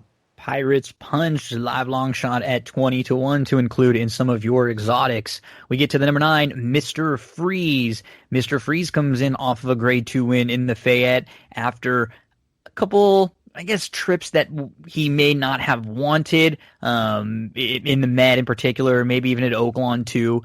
His A game is pretty good, and he's capable of putting up a really big effort at a mile. He is not without a shot in here. He's another one that I don't love. I don't hate. He'll be on some of my tickets for sure. Where do you stand with Mr. Freeze? I don't like him at all at 6-1. Okay. I don't know about that morning line. I mean, I'm thinking maybe he's going to probably be more in the 10 to 12 to 1 range, and that would pique my interest a little bit more. You know, he did win the Fayette over a fast track at Keeneland. He likes this racetrack, and that does count for something. He was 5 wide on the first turn in the Fayette. He was 4 wide off the second turn while still in hand. He responded, won that race gamely, but obviously Aurelius Maximus title ready, although he's going to go in the Classic. You know, that's softer competition than what he's going to be facing in this one. Kind of on the fence with Mr. Freeze. Not a horse I'll be using prominently, but maybe slightly defensively. You know, if I'm playing pick 4s, pick 5s, I've got other horses singled in other races. Maybe I'll utilize them on a few tickets. Complexity is your morning line favorite in this race. He's a horse who's really good when he's around sometimes, but it feels like he's not around all that much. But he showed up in a couple big races recently, and the race where he got beat by Win, that was one of the crazier races you'll see. I mean, Win is not on the screen anywhere. He does not at any point look like he's going to win, and then all of a sudden he just comes out of nowhere and he snaps Complexity. Complexity came back and he sat just off the speed and was able to get the jump, and he was kind of waiting on Code of Honor, tried to get the jump on Code of Honor, and it was a good ride. He is your 2-1 morning line favorite. I mean, he's talented, no doubt, but do you need to use this favorite? Yeah, I agree with you when you say because that's how I feel about this horse. Yeah. You know, he's important to the race, Gino, because he's the horse that could keep Knicks Go honest, and I think that's really important to, you know, the race shape here, because Knicks Go from the inside is going to make the lead. Complexity's fast enough to get over and put himself in a perfect pressing position. But, man, I look at his past performances, and the only 2-turn race I see was in the Breeders' Cup Juvenile, and he was terrible. All these other races are 1-turn races. Belmont, 1-turn miles, 7-furlong races, 6-furlong races. This is a different dynamic around 2 turns, and, you know, he looks really fast on paper, but that's a different kind of race. Very short run into the first turn. If he breaks a step or two slowly with some other horses with tactical speed to his inside, he could get hung out to dry. You know, he broke very slowly in the forego and then rushed up to battle a hot pace. So a clean gate break is not a given necessarily for this horse.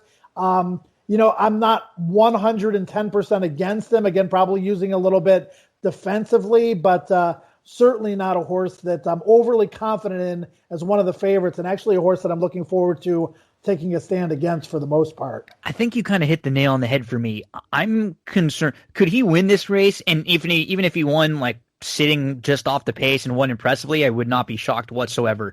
He feels like the type of horse who I'm not sure if he could overcome some adversity.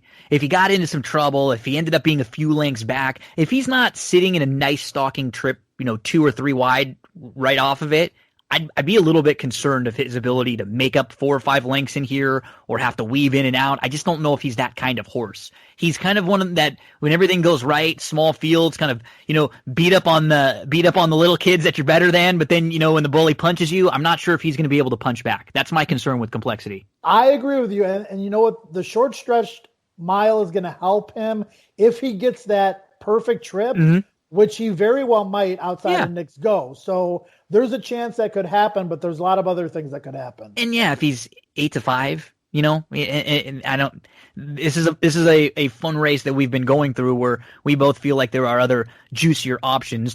A couple more here to discuss as we finish up the Breeders' Cup Dirt Mile with Joe Kristufek. We're talking the 11 Jesus team. Who, hey man, I love seeing horses like this. Who was a horse who was a 25 claimer earlier in the year, and he has just moved up the ranks. He's so honest. He was 4th in the Haskell and 3rd in the Jim Dandy, and then he was 3rd in the Preakness. Something that has to be, you know, incredible for these connections.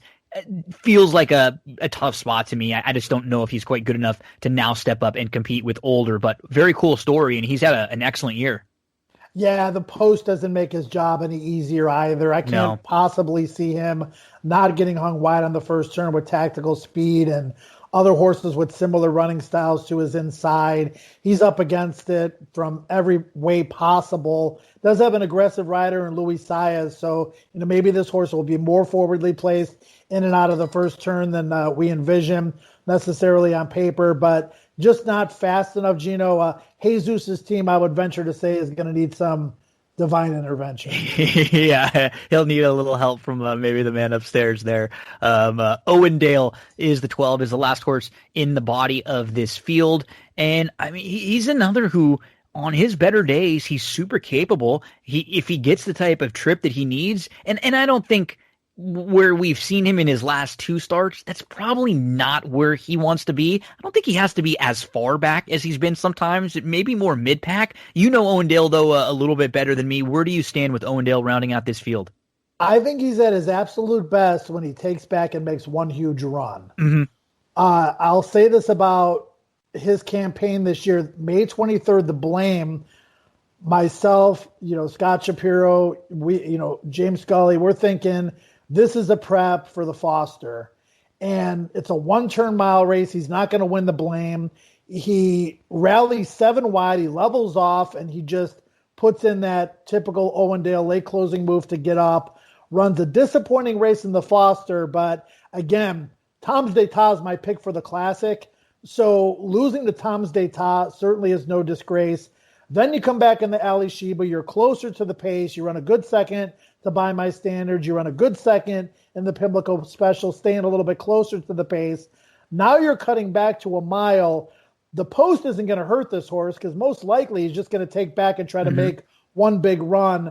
So kind of one of those horses where I'll use not as much as some of the other long shots we've talked about, but I could see this horse blitzing him. He's 1-for-1 at Keeneland and maybe getting the job done in a little bit of an upset. So, yeah, I mean, again, don't like him as much as some of the others, but I do like him because I just have this thought in my head that he might just be able to fly past everybody.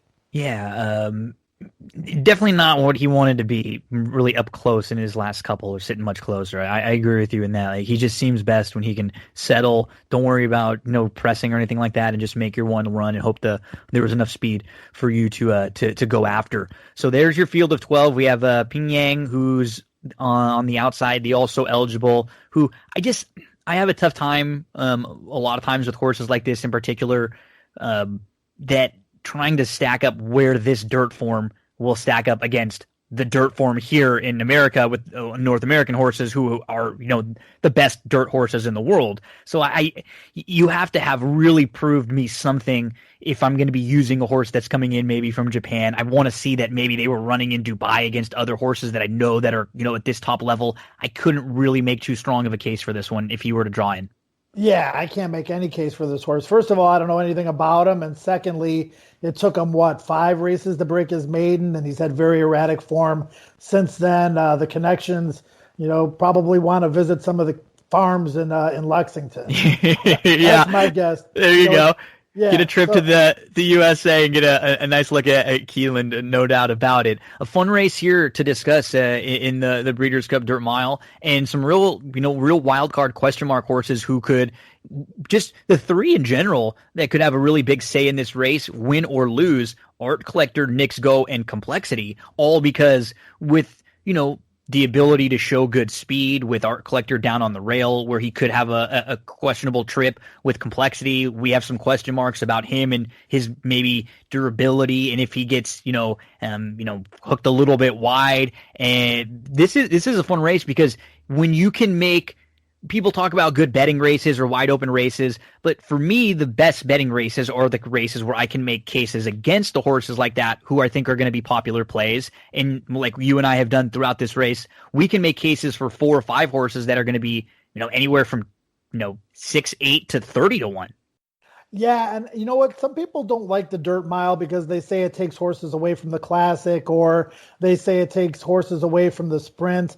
I love this race, man. It gives horses and connections an opportunity to run their horse where they belong. It's an interesting dynamic with it being a short stretch, 2-turn race at Keeneland. I've had a lot of success in this race in the past, just having an idea which of the 1-turn horses or sprint type horses might stretch out, which of the cutback horses are going to be sharp enough to perform well over this sort of trip. Horses like Tapazar, who was a huge price, Battle of Midway. You look back to City of Light, who wasn't a big price, but man, Golden he was Sense. impressive a couple of years ago. What was that? Golden Sense.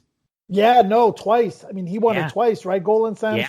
Liam's Map. So, I mean, this is a race I've had the most success with. And I know when you and I chatted about, doing a Breeders' Cup race for your pod, this is the one that I was looking forward to doing. I appreciate the fact that you gave me a chance to talk about it. Now let's get Silver Dust home. Yeah, and I agree. It's. I mean, you look at the 3 races this year, none of them feel like they are shortchanged. The Classic's got a great field lined up. The Sprint is going to be a really solid race, and this is a really good race on paper. I don't feel like any of them got shortchanged because there's another race in the middle of all of them. And I feel that way. I mean, you look at even some of the more recent additions to the Breeders' Cup races. This year is a great renewal. We've got 14 in the Breeders' Cup Juvenile Turf Sprint to start. Yeah, I mean, think about it, Gino. If you're a 1.125 horse, do you really want to try to stretch out against legitimate 1.25 horses, or would you rather back it up and try to, show that type of stamina and some closing kick against horses that maybe are stretching out to a mile? I mean, I think from a handicapper's perspective, the Dirt Mile is a fascinating race because there's a lot of variables you can factor in and, maybe take a shot with a long shot or two or a square price and pace-wise, you should have no problem figuring out how the pace might unfold as well. So yeah, this is a great Breeders' Cup. I tweeted it out the other day. I don't have to work this year. Sometimes I'm on the Breeders' Cup, World Feed broadcast team, and other years I've been on the Notes team, and other years, I've been at Churchill, and we have the Breeders' Cup. I'm going to play in the BCBC. I'm going to over-handicap everything. And I'm going to bet my brains out and have a few adult beverages and just enjoy it as a fan. And very, very appreciative of that. Oh, I'm going to do the same thing this year. I'm happy. Everybody was so cool because you and I are recording this Tuesday night, and this will be out Wednesday night. And then once my shows are out Wednesday night, I'm done for the week. Everything's in the books. I can kick back and relax and have a few drinks. And Milo will watch his first Breeders' Cup with me this year. Really, really excited, Joe, to have had you, and I can't wait to have you back again. Churchill, Fairgrounds. I know you've Arlington. You've been all over the place. You've always done great work there, and I always appreciate how much you put in, and I appreciate you have a good time too. People just you're someone that anytime I've mentioned or I've posted about you, I always get a couple of people that say, "Oh, I love Joe. He does such a great job," and really appreciate your work and keep it up, man. Thank you so much. Yeah, man. Well, same goes for me and my admiration of the job that you do because you're a great ambassador for the sport. You love it for everything that it is, not only as a horse player and somebody likes to gamble on it, but as a fan and, like I said, as an ambassador. And just keep up with what you're doing too, and hopefully we'll have a little bit of luck this weekend. A few noses go our way, and we'll have some great stories to tell. Give us your plug on social media so everyone can give you a follow. Yeah, it's Joey Decay Racing. Twitter, I'm not a huge Twitter guy when it comes to, getting involved in conversations back and forth with people, but I'm always available if somebody reaches out with a question, someone wants to have a conversation about racing. Gino, sometimes I have to pull some of these people up and put them in their place. We all do. Bad takes I see on Twitter. We all do, and I love that. That's what I love about you. You're nice when it needs to be, but if someone's acting a fool out there, you're going to let them know. Yeah, and I mean, horses will make you look stupid all the time, but sometimes people, and everybody's got an opinion. They deserve to have an opinion, but I have an opinion too, and I've been doing this obviously a long time. And if you're not confident in your own opinion, and we all have things to learn in this game every day. If you're not learning every day, then you're not following and paying attention. Yeah, et cetera, et cetera. So it's a lot of fun, and again.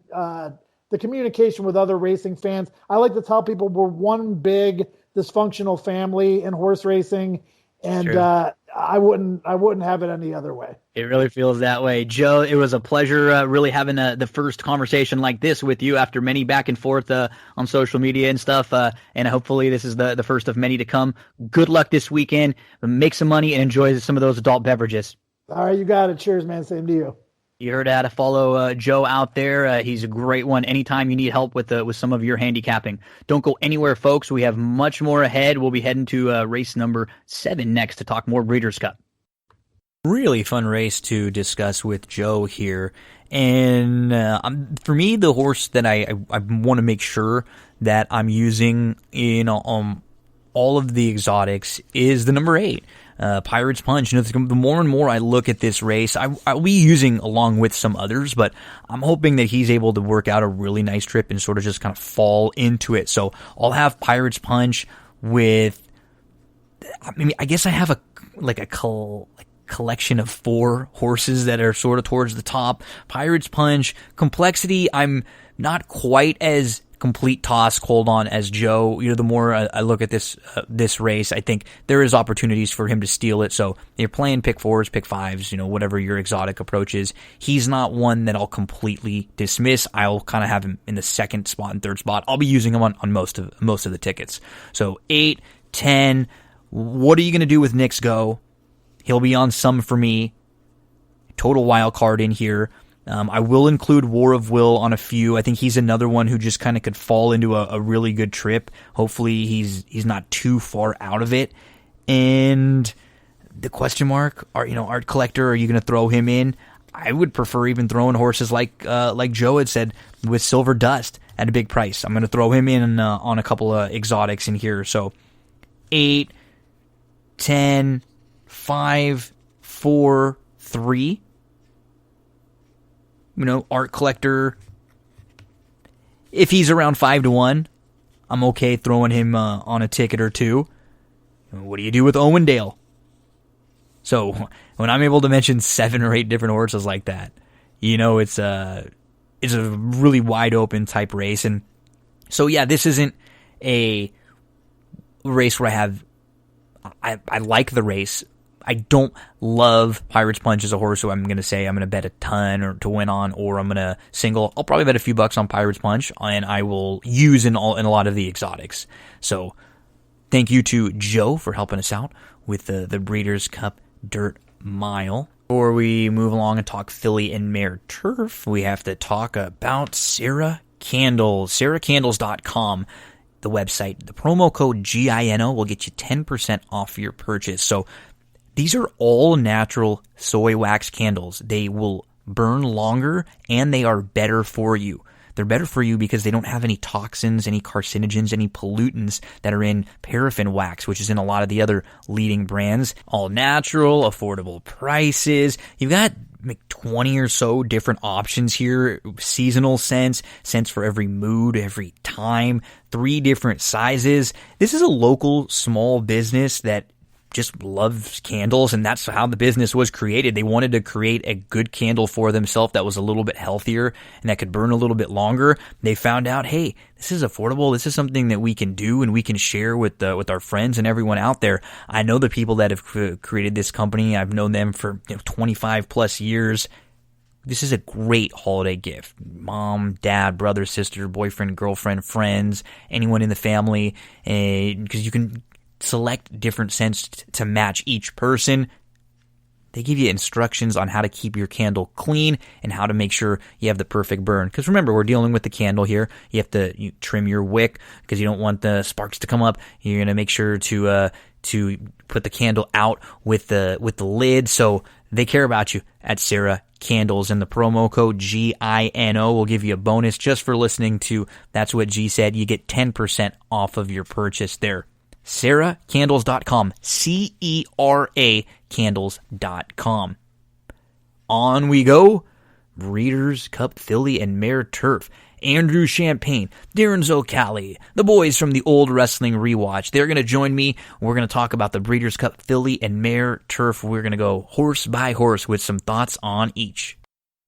The fellas from the Old Wrestling Rewatch are back, but We're going to be talking about the Breeders' Cup this weekend, so I figured might as well, instead of having Darin join me for one race and Andrew join me for one race, why not just keep the team together, and I'll have the boys help me out with both of the big turf races for Saturday. So DZ, Andrew, thanks a lot, boys. We're going to be talking Breeders' Cup Filly and Mare Turf now, and then we'll have a discussion on the Breeders' Cup Turf a little bit later on. And I think, one thing we've definitely noticed in this particular era, and we can kind of just give an overview of both races, in this particular era of U.S. turf racing, the last couple years, we may have had some better horses in some of the divisions.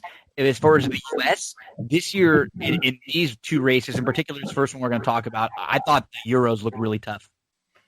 Yeah, I would agree. The Filly and Mare Turf, for me, is a little different because I have the utmost respect for Rushing Fall. I think that Rushing Fall is exponentially better than anything that the United States contingent puts out in the Breeders' Cup Turf. It's fair, yeah.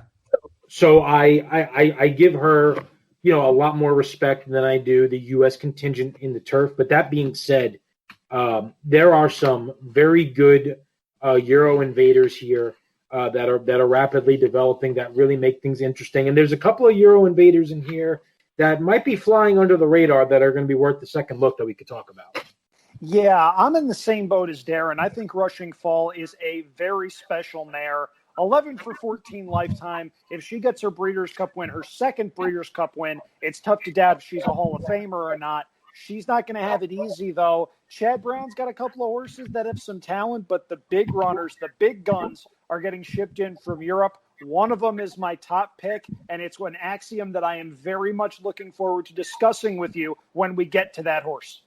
We're going to go horse by horse. We'll give some thoughts on each, how we'll use them, if we will play against them, and we will begin with Starship Jubilee. So if you're following along, we're talking about race number 7 on Saturday, November the 7th. We're in the Breeders' Cup Filly and Mare Turf, mile and 3/16. We're over at Keeneland, and we will begin with Starship Jubilee. She beat the boys in the Woodbine Mile last time out, and she was behind Rushing Fall, Mean Mary, Sister Charlie, 2 starts back. She defeated Sister Charlie 3 starts back. She is such an honest mare, really cool story. You can say many, many things about her. In particular, I don't really love her as much in this spot. I feel like she is a cut below Rushing Fall, and so for me, I think that Rushing Fall and some of the others I would look to, but all the respect in the world for her. But in particular, in this spot, I just like others a little bit more.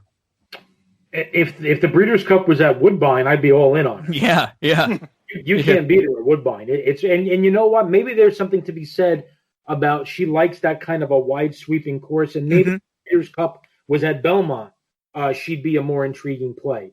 Look, her Woodbine Mile, she got a perfect trip.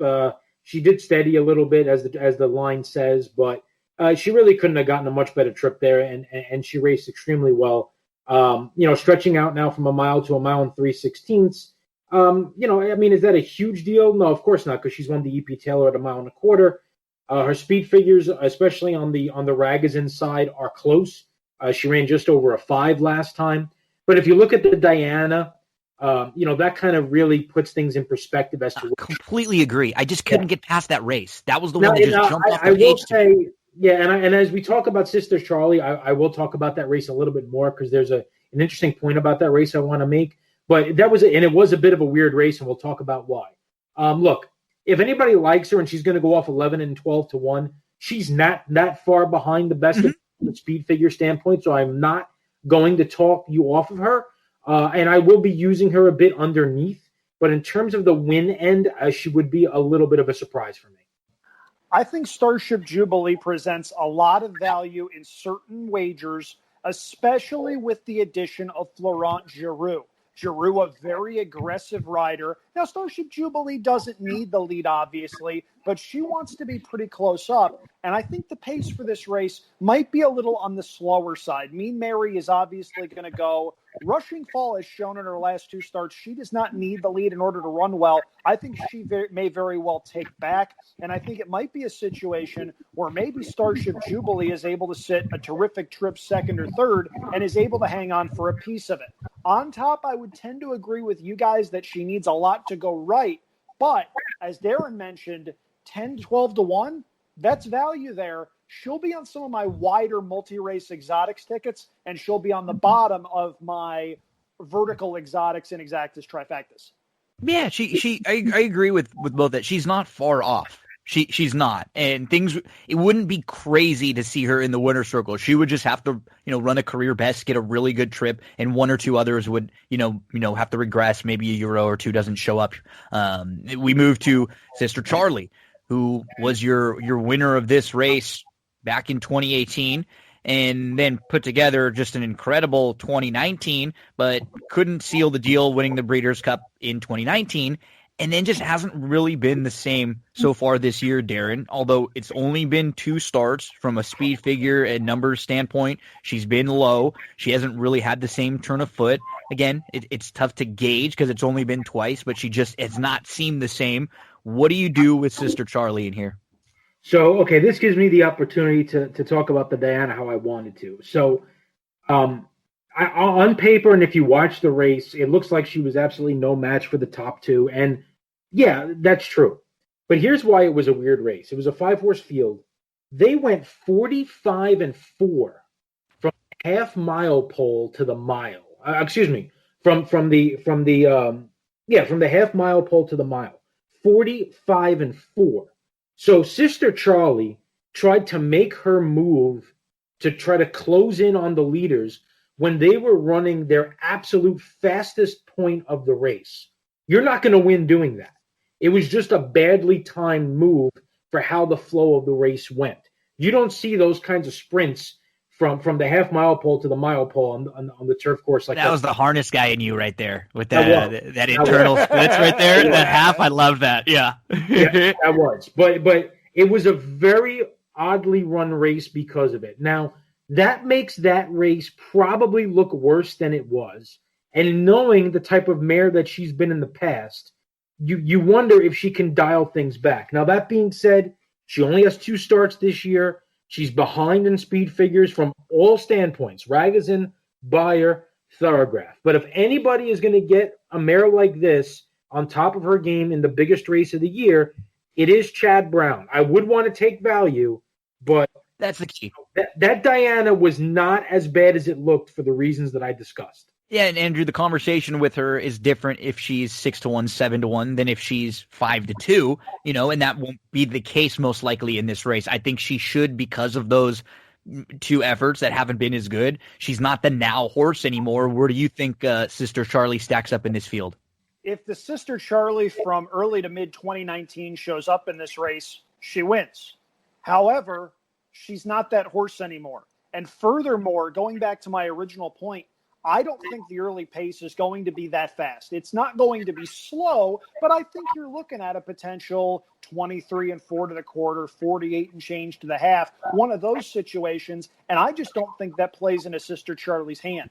Very accomplished mare, has done a lot, was a deserving favorite last year when she ran 3rd in this race behind Iridessa, who was a daymaker for me that day. I will always remember watching that race at an OTB in Denver, Colorado. That in and of itself is a heck of a story that I'll tell at some point. But going back to Sister Charlie, I just think the ship has sailed, and I think she's a cut below the best in here. I think she's going to get bet down a little bit off of that morning line solely because of her accomplishments and her connections. I respect what she's done, but I don't think she can bring that form to this race. Let's talk Peaceful here. The number 3. The question that I have, Darin, with Peaceful, is this the type of trip that she wants going this far? She's a Group 1 winner at a mile. She recently was just a close-up third behind Circuit. She was a close-up third, and she just had no response when she asked. She was backed up. She finished last. That was on a heavy race course. So obviously going to be a much different type course to deal with here, but I don't know. There are some question marks for me. She's a 3-year-old filly. She's going to have to deal with some tougher, older in here. She's going to have to do it going a little bit farther than where she's been better. I like some of the other Euros more than I like Peaceful. Yeah, if you're going to land on a Euro, I agree. It's hard to land on her. Speed figures are not up to snuff with the rest of these. Throughout the last race, I mean, that was obviously a complete disdain for the going. And if you go back and you watch that race, heavy is an understatement. That was a bog. Yeah. And she just stopped. When horses just stop like that and have zero turn of foot, you can really put a line right through it. It's just always a tough one to travel for a big race off of an effort that's so disappointing, because sometimes you wonder if it takes a little something out of you to run that poorly. I agree. She does have more tactical speed than a lot of the Euros, but she's going to have to completely reverse her form. She did win the Irish 1000 Guineas. Fancy Blue is a nice filly who came back to win the Prix Diane Ashanti. So, at her best, can she get in the mix? She can. But, I think she's kind of over the top right now and would have to cycle back forward a bit. She might, but now we're getting into the value discussion here. You're telling me I can get Ryan Moore and Aidan O'Brien in a gigantic turf race at 12-1, where if you draw a line through the Newmarket race, this is a horse that's run first or second in the last 5 starts, 3 of which were Group 1s. Okay. I think this one absolutely has a shot to hit the board. I think has a lot of similarities to Starship Jubilee. May need to improve a little bit in order to win this race, but given what she wants to do, being on or near the lead, and given the fact that she's a European runner getting first-time Lasix, which is one of the most powerful angles in Breeders' Cup history, I need to use her. I think she's absolutely a player in here, and I wouldn't be surprised at all if she won. We move on to Mean Mary, who, on paper, you got to imagine she's setting the pace. Maybe, as Andrew mentioned, from the inside, Starship Jubilee coming out of a mile race will try to get a little aggressive. But I still think she's probably the one on the lead. And I just don't know. And she's got a great opportunity from just a pace standpoint, as Andrew has hit on a couple times. There's not a ton of it on paper. The problem that I have is just in the Diana, that's the type of trip that she might get again. And why is she going to be able to hold off Rushing Fall among other probably better horses and some real strong horses with a really nice turn of foot than she did that day? If Rushing Fall is able to stay anywhere close to her, I think to me, Darin, that sort of eliminates Mean Mary from this race, because I think Rushing Fall will be able to have her measured at any point. So if Mean Mary is around 7-2, and then she will probably be one of the shorter horses that I play against, at least on the win end here. I don't know if she can turn the table. And it sounds weird because it was only a margin of a neck, right? But she still was slightly second best. She did battle all the way. I just prefer Rushing Fall much more over her, and it's not like Rushing Fall is slow. So for me, I couldn't really get that much to Mean Mary. What about you? Yeah, that race was really good in the Diana. I mean, like I said, I mean, she ran really, really quick for a 1.125 turf race up front and showed really, listen, did she try to get separation and try to get away from Rushing Fall? She did. But, I mean, she fought tooth and nail all the way down to the wire with the best, what is probably the best filly and mare turf horse in the country, and got beat a neck. When someone gets beat a neck in a race like that, I can't write her off. Is she really going to get a much less favorable pace scenario going 1 mile and 3/16 when these riders in spots like this sometimes want to plod along a little bit? If anything, she might get some softer fractions. I don't think she's going to have to go sub 46 in a middle half mile here on the lead. So I respect the hell out of her. I would listen, but I want to take too short of a price? No, of course not. But man, don't sell her short and don't let her beat you, because if she duplicates that Diana, she's right there on the wire again. Where do you stand with Mary, Andrew? I'm going to lay out a scenario here, and I just want to make sure there's a complete clarity. If Mean Mary goes out in 25-3, 51 and change, that sound you hear is going to be me screaming at the top of my lungs, God damn it! simply because if Mean Mary gets out to that kind of a trip, she wins. The problem is I don't think she does. I think a lot needs to go right in order for Mean Mary to win this race. Not a lot needs to go right for her to run second or third, but on the win end, I think she's an underlay because I don't think she gets that kind of trip. Having said that, if something happens between now and post time that makes the pace picture even friendlier to her, maybe she gets that kind of trip. I don't know. 7-2 would be a bit tough for me to swallow. We move to the number 5, My Sister Nat, another Chad Brown runner in here. We've got a horse, a mare 5-year-old, who was defeated by Civil Union in her last 2. She was defeated by Mean Mary back in June in the New York. In her most recent start, when she was second in that Flower Bowl, she had a slow start, and that's sort of been a problem with her, Darin. She's a slow starter. She has to come from way out of it, and she's not that far behind the Civil Unions or Mean Marys if she gets the kind of trip. But with her lack of tactical speed, it forces her into the type of trips that she's going to get where she's 5-6 wide. She doesn't, get to save all the ground. It's not a efficient type trip, and I don't think she closes as well as some of the others in here. I'm not quite that high on My Sister Nat. Where do you stand? I would be a lot higher. Well, I won't say a lot higher. I would be higher on her if the race was 1.25 miles or 1 3/8 miles. I think the loss of the 16th of a mile that at Keeneland, the 1 3/16 I think hurts her a little bit. That being said, in the Flower Bowl, I thought she ran the best race of the top 3. She had a circle up wide. Civil Union cut all the corners, saved all the ground, squeezed out in between horses, had a dream run, and she only got beat ahead. Listen, the slow starts are a problem. Jose Ortiz got to figure out a way to get her rolling sooner. But like you said, she is not that far behind. Somebody in the prices is going to be overlooked. That they're going to go off 13, 14, 15 to 1.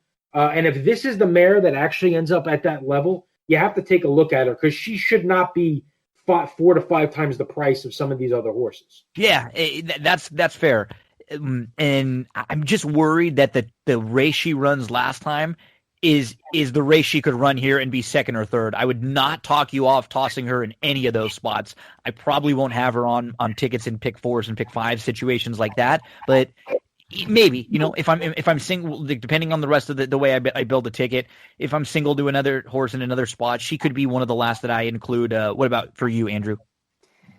I'm going to play a game here. I'm going to read all of the comment lines. 6 wide, pinch start.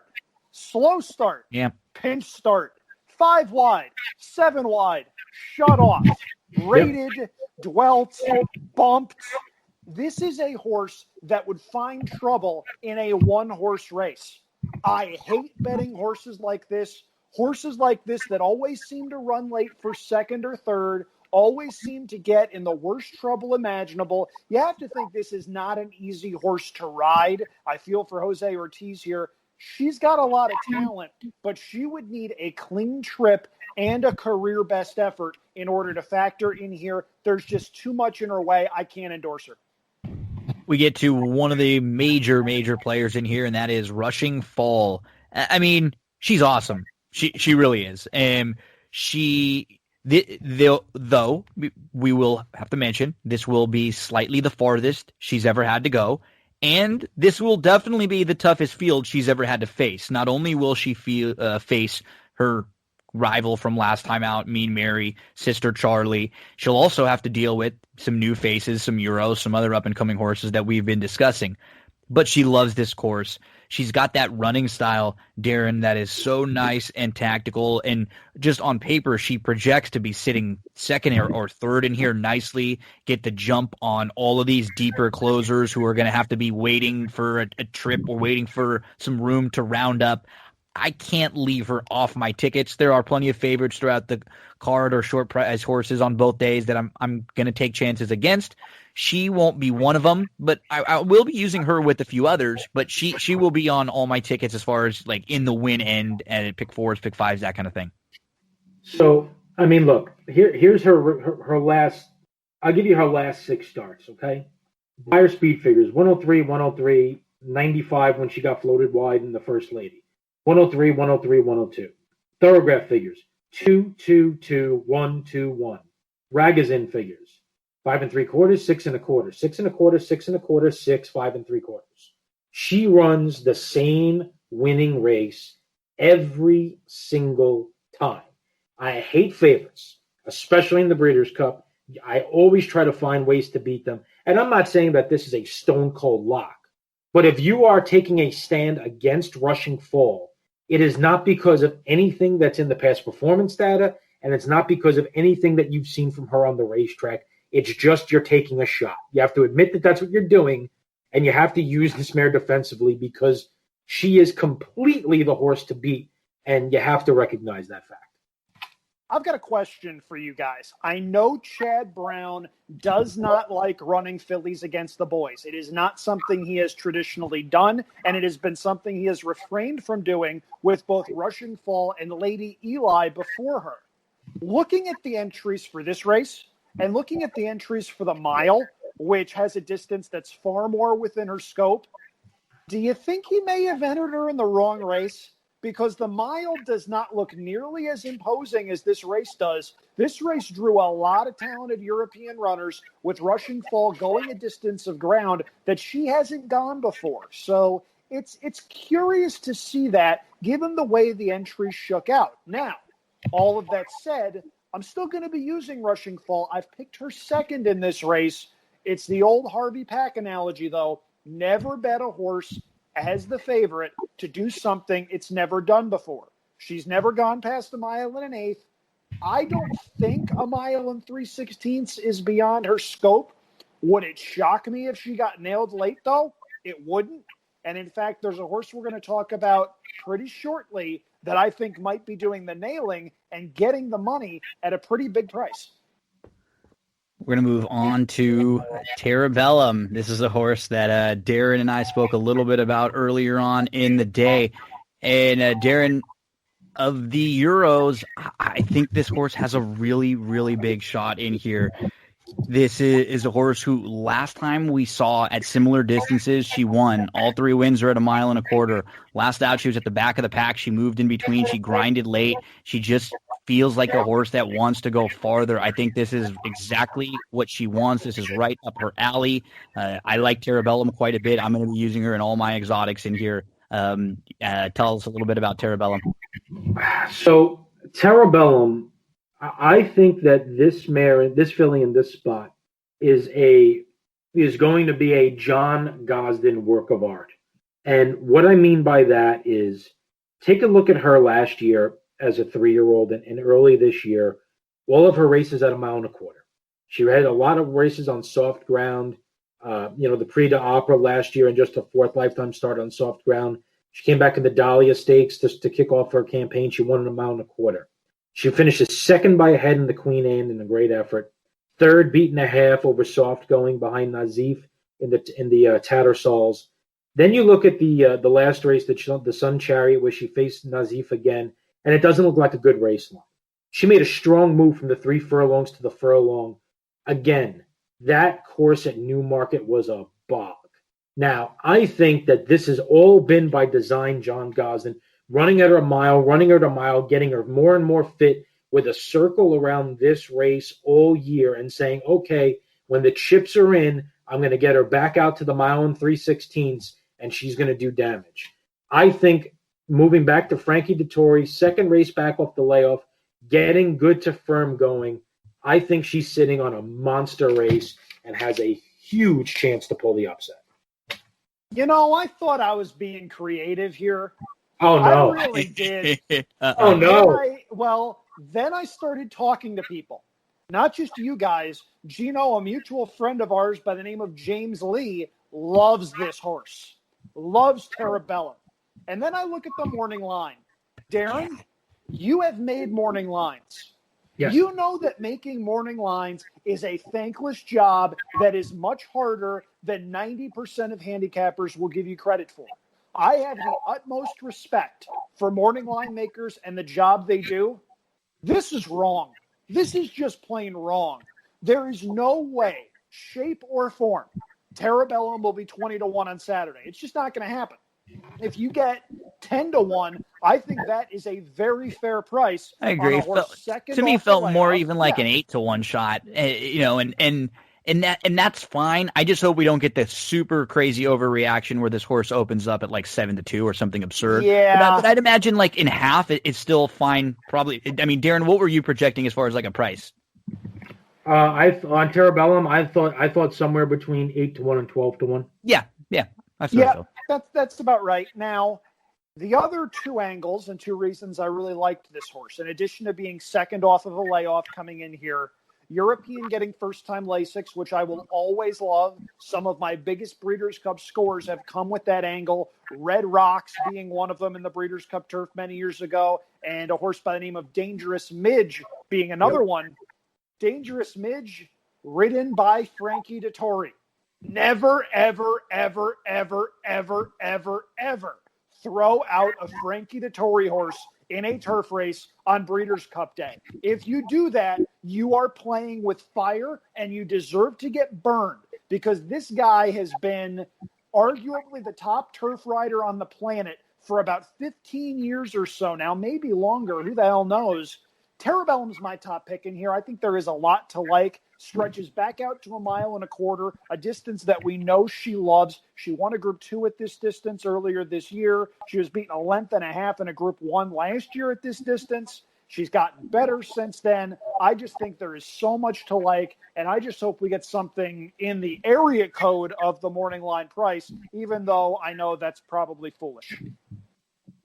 Mucho Unusual is the 8, and I'm a West Coaster. Love me some West Coast. But in situations like this in the Breeders' Cup the last few years, and maybe it'll be a little different in the turf, there might be a horse I think that's playable.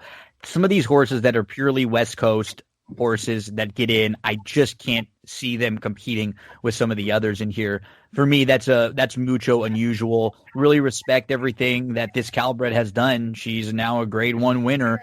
I just can't see her competing with the best in here, Darin. Look, listen, I'm an East Coast guy, so, I probably pay more attention to the East Coast horses. That being said, I think it's pretty well understood that as a generalization in most situations, the East Coast turf horses are better than the California turf horses. Yeah. There are situations where a horse can come out of California where that's not the case. I don't think Mucho Unusual is that particular situation. I can't possibly see her beating any of the Europeans in Rushing Fall. So she's a fade for me. Likewise, nice horse, terrific ride by Juan Hernandez last time out in the Rodeo Drive, getting out to an easy lead when this horse had not shown early speed since February of 2019. Hernandez is able to get the horse out to a 49.2 mile. You win a Grade 1 doing that. More power to you. That's fantastic. Would be a heck of a story being a Calbred, being a horse by Mucho Macho Man out of an unusual heat mare. Not exactly bloodline you tend to see in a race like this, but I just can't see it. Fade for me as well, although potentially maybe a pace factor if they decide the only way she can win is on the lead. The number 9, Harvey's Little Goyle, is a 3-year-old that will be facing Older in here. And I really, really respect this filly quite a bit. She sat a nice trip in second, winning the QE2 Cup last time out at Keeneland on October the 10th. I just don't know if she's quite ready for this. I really respect her, Darin. I've liked her and I've played her in a lot of spots throughout. I think this is just a little too much for her right now. Yeah, I mean, look, I really like her as a horse. I mean, yeah, me too. She's run big races on both surfaces. Her third to Swiss Skydiver in the Alabama, was a really good effort. And I liked her a lot in the QE2. That was a nice score for her to win there. But, beating Michelin and Magic Attitude is different than beating Russian Fall. I agree with you. I think she's got a bright future. Bill Ma tends to keep these kinds of horses getting better. I just think this is a little too much too soon. Yeah, I would tend to agree. If we were doing future books, I think she would be a contender to be one of the top older fillies and mares for next year, because a filly like that, you have so many options at so many nice races. This is a horse that won a Grade 1 race on turf at Keeneland, was third in a Grade 1 on dirt at Saratoga, has a stakes winner going 2 turns on dirt at Aqueduct. Nice horse, cool horse. Bred to be any kind by American Pharoah out of a Tappet mare, so the distance isn't going to be a problem. I just prefer others in this spot. This race next year, maybe. Civil Union has been really honest and continued to step forward, a nice mare and on the upswing, all the cliches. She is versatile. She's tactical. She's going to need to take another step forward, though, here, Darin. What was really impressive about her last time out is that she actually showed she can come from a little farther back than she had in some of her recent wins, where she was more like 2 to 3 lengths off, and she was towards the very back of the pack early on last time out. She's just another who I like. I don't know if she's ready for this against the top, but hey, she continues to progress and take a step forward. Crazier things has happened, and she's not like a 50 to 1 shot in here. She's in great hands with Joelle, a very strong finisher. Is she up to this test yet, DZ? Yeah, I think she's a step below. I prefer Mike's sister Nat out of that race for the trips that we discussed. I thought, she came from farther back, but I thought she had a dream run and a perfect trip. Just cutting the corner, saving all the ground. The seam opened up, right there in the middle of the stretch, and she came through it, was all out to hold off, my sister Nat. Maybe if she gets another completely perfect setup and things go ideally for her, maybe she has a shot. Look, she's a Grade 1 winner. It's Shug McGahee. She hasn't been more than 9-2 in her last 4 starts, but she's won all 4 of them, and she's probably going to be somewhere between, 12 and 15 to 1. So the value is there if you like her, but my opinion is she's probably a step behind the best in here. Nice mare. Shug McGahee knows how to get a horse ready and get a horse better as they get older. The win in the Flower Bowl was very good. The win in the Glens Falls was pretty good. That was a weird race where they went very slow early, but Civil Union still managed to kick home while rallying from a couple lengths back. She needs to improve at least 5 points on buyers. Is that impossible? No. She's certainly on the upswing, but I just prefer others in this race. She wound up being the last horse that I threw out of my multi-race exotics considerations. I would 5 deep if you're counting A's and B's. She would be a C for me. And just as in my opinion, the 6th most likely winner, I couldn't throw her on the ticket. A horse that if you want to throw in a price underneath in the exotics and your exactas and trifectas, you could certainly do worse. And if they go faster than expected early, maybe that means she comes running late to pick up a piece of it. I just can't see her winning. Up next, it's the number 11, Ayadara, and I really like her last 2 starts. I was a big fan of both of them. She is going to be on all of my tickets, DZ. The 2-back win, I was a really big fan of, and she was 47 to 1 that day, winning in a 1.25 miles. And then she showed it was no fluke, coming right back and, beaten only a length when she had a good start. She was close up early. She was along the rail. She sat maybe 3rd, 4th. She was inside a couple lengths off, and she accelerated really well when she got an opening. She was right on the lead with maybe like 100 meters or so left. Look at me, meters. Ayadara, I'm using. Yeah, I am too. She got beat by Tarnawa, who is becoming now mare, who is running in the turf later on. She's another one that's gotten really good. She's caught soft and heavy ground the last 2, but she also shows good form over, firmer going. She's got a synthetic win. She's talented. You don't know much about the sire, but Wooten Bassett has actually put out a couple of really nice horses, including, I think, Chad Brown, the winner of the Sands Point for Chad Brown, I believe, is an offspring of this one. Needs to work out a trip, from post 11. Doesn't want to be too far behind, which is a good thing for a European. Win contender. Love the morning line at 12 to 1. So, what this race comes down to, if you're kind of looking at these horses, guys, is figure out the horse in this range that ends up offering the value. Is it this one? I don't necessarily know. I think Civil Union drifts up more than she does, but I like this filly quite a bit at a good price. Look at the race she ran on August 2nd at Newcastle. She carried 140 pounds, giving 14 pounds to the second place finisher, and still won by a nose. I think that's really cool. Do I like Ayudara as much as some of the other Euros in this race? I don't. Terabellum's my top pick, and I like Peaceful a bit more than both of you do. But do I think Ayudara has a shot? Absolutely. Tarnawa is a really nice horse that won the Prix de l'Opera last time out, and Tarnawa is a horse that we're going to talk about a lot when we talk about the Breeders' Cup Turf later on in the show. I think Ayudara represents a potential value play in here. 12-1 morning line, another that I think comes down a couple of points, but if she can negotiate a trip from the 11 hole, which is no certainty going a mile and 3/16 in a big field, I think she's got a shot. I like the fact that she's got some early speed. The question is she going to try to clear all 10 horses inside of her early on in this race? It's going to be pretty fascinating seeing what the trainer and the rider decide to do. The number 12, Lady Prince-a-Lot, it was your beaten favorite behind Mucho Unusual. And I think for me, Darin, same type of thing. She would have to run the career best race of her life, and she just feels really overmatched in here. Yeah, of course. I mean, if I don't like Mucho Unusual, I can't possibly like Lady Prince-a-Lot. I mean, she'll make good money out in the California turf races next year. And if the race was in Santa Anita, you move her up a tick. I can't possibly see her anywhere on the ticket.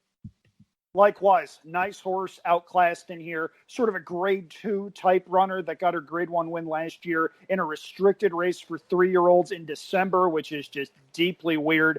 And it's shown that she's a nice horse, a check getter, but ultimately a field filler in here. The number 13, Nay Lady Nay. She is coming off of the third place finish behind Civil Union and My Sister Nat in the Flower Bowl, and she was taking a sort of a lesser stakes approach for Chad Brown. She's 20-1 in here, and I guess she sort of feels like that. Darin, I'd have to go just stacking her up alongside most of the others in here. Their resumes, at least half the field to me, are better. Do you feel differently about Nay Lady Nay? No, out of the top 3 from that last race, I did not. I liked her effort the least. I thought she should have been better in between horses. I thought the fact, Civil Union certainly did have the better trip, but I thought the fact that she ended up third in that spot, and My Sister Nat went by her despite the wide treble trip, I thought was, rather damning of her effort. So for me, she is my least favorite coming out of that race. Maybe use her third and fourth defensively in tries and supers, but I don't really like her particularly much. Yeah, I view Nay Lady Nay similarly to how I view Lady Prince-a-Lot.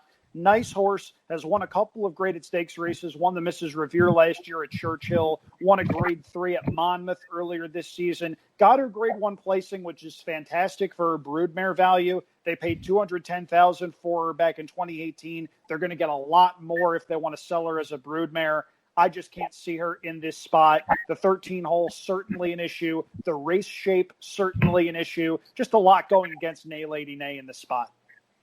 Rounding out the field, it is Cayenne Pepper, and she's the number 14 in here, 3-year-old filly. So the connections have basically said that the mile and a half was too far for her. They tried it a couple times earlier on in the year. She didn't even really run poorly in that. She was behind Tarnawa in one of them. And last time out, she sat second. She was just a length off.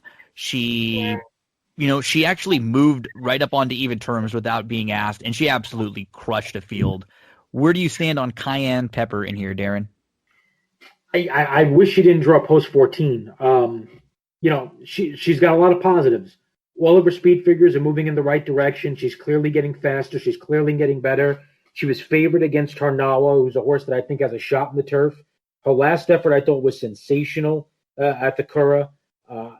Post 14 might make things a little bit tricky. But I think she's a rapidly developing filly at the age of 3 by Australia that needs to be on your ticket. She just has to figure out a way into the race from the outside.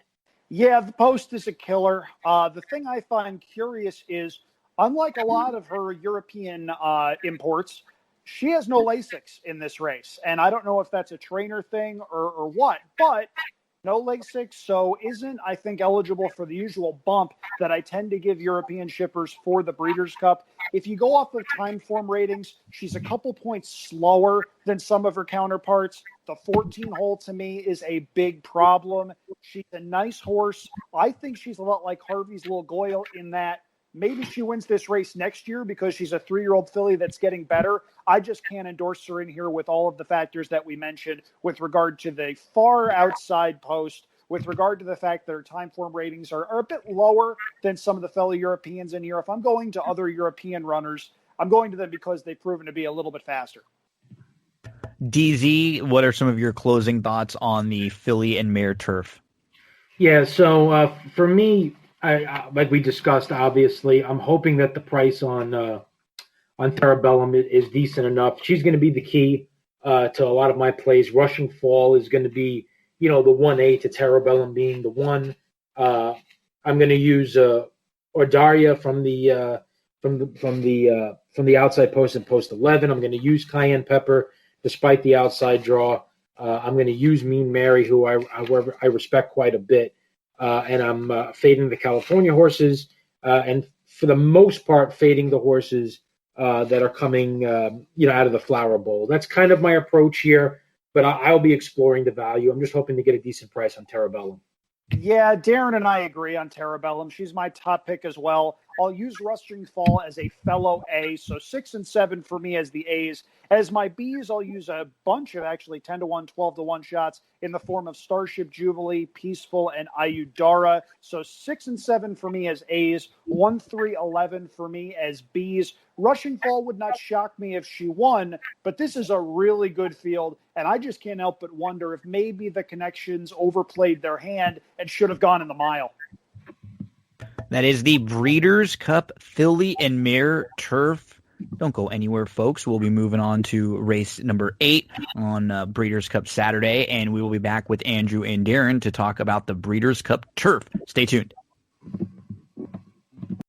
Thanks to the boys from the Old Wrestling Rewatch. We'll be back doing the Old Wrestling Rewatch next week, where we go through an old WWF, WWE, WCW. We've done AWA that Andrew picked one time. Generally, we go through in like the late 80s to early 90s range. This time, we're going to be going even a little bit later. But let's talk filly and mare turf real quick, recap that one. I'm on the 7, as I mentioned. I expect that she's going to get bet in here a little bit. Anything around like 8, 10 to 1 is fine on Terabellum for me. I've got the 7 over the 11, Ayudara. I've got the 6 and the 14 is sort of slightly below them. So for me, it's 7, 11, 14. I'll downgrade a little bit because of the post position there, but 7, 11, 6. The 7 as a win wager, 7, 11, 6 in most tickets.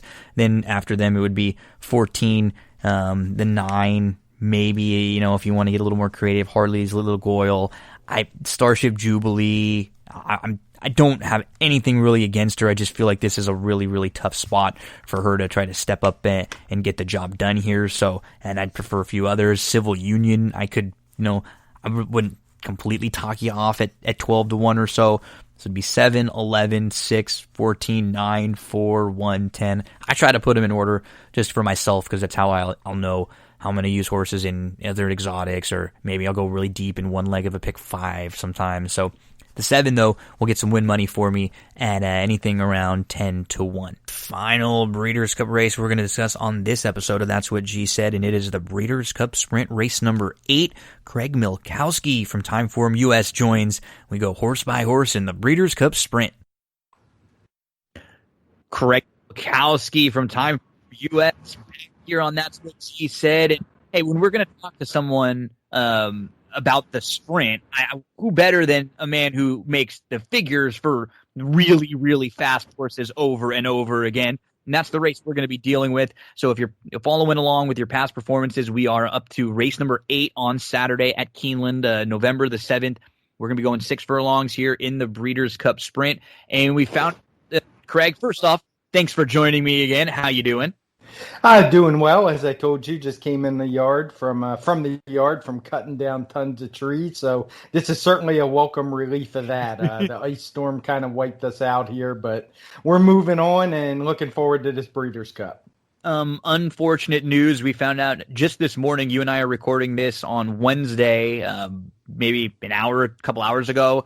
The news came through that Vekoma will have to be scratched out of here, and Vekoma was 3-1 and would have probably been the favorite in this race. So it's not going to change a whole. I mean, he would have been forwardly placed. He probably wouldn't have been on the lead. He was way outside. He would have been a factor, but I don't know how much it changes things for everybody else in the race. Just a bummer for a horse who's had a really good year, but I had seen one of your tweets. He's kind of had some physical issues along the way. He's always had that funky running style too. Yeah, I mean, he's a horse. He won the Met Mile impressively, but I mean, I was against him in here, so I kind of wanted him.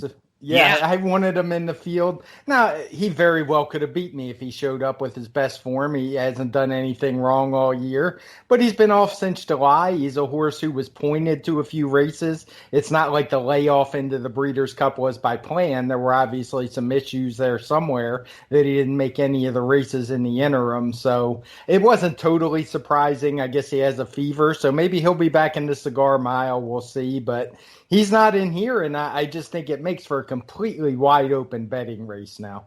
And we'll go through kind of inside to outside, but just a big picture thought on the race moving forward, just overall.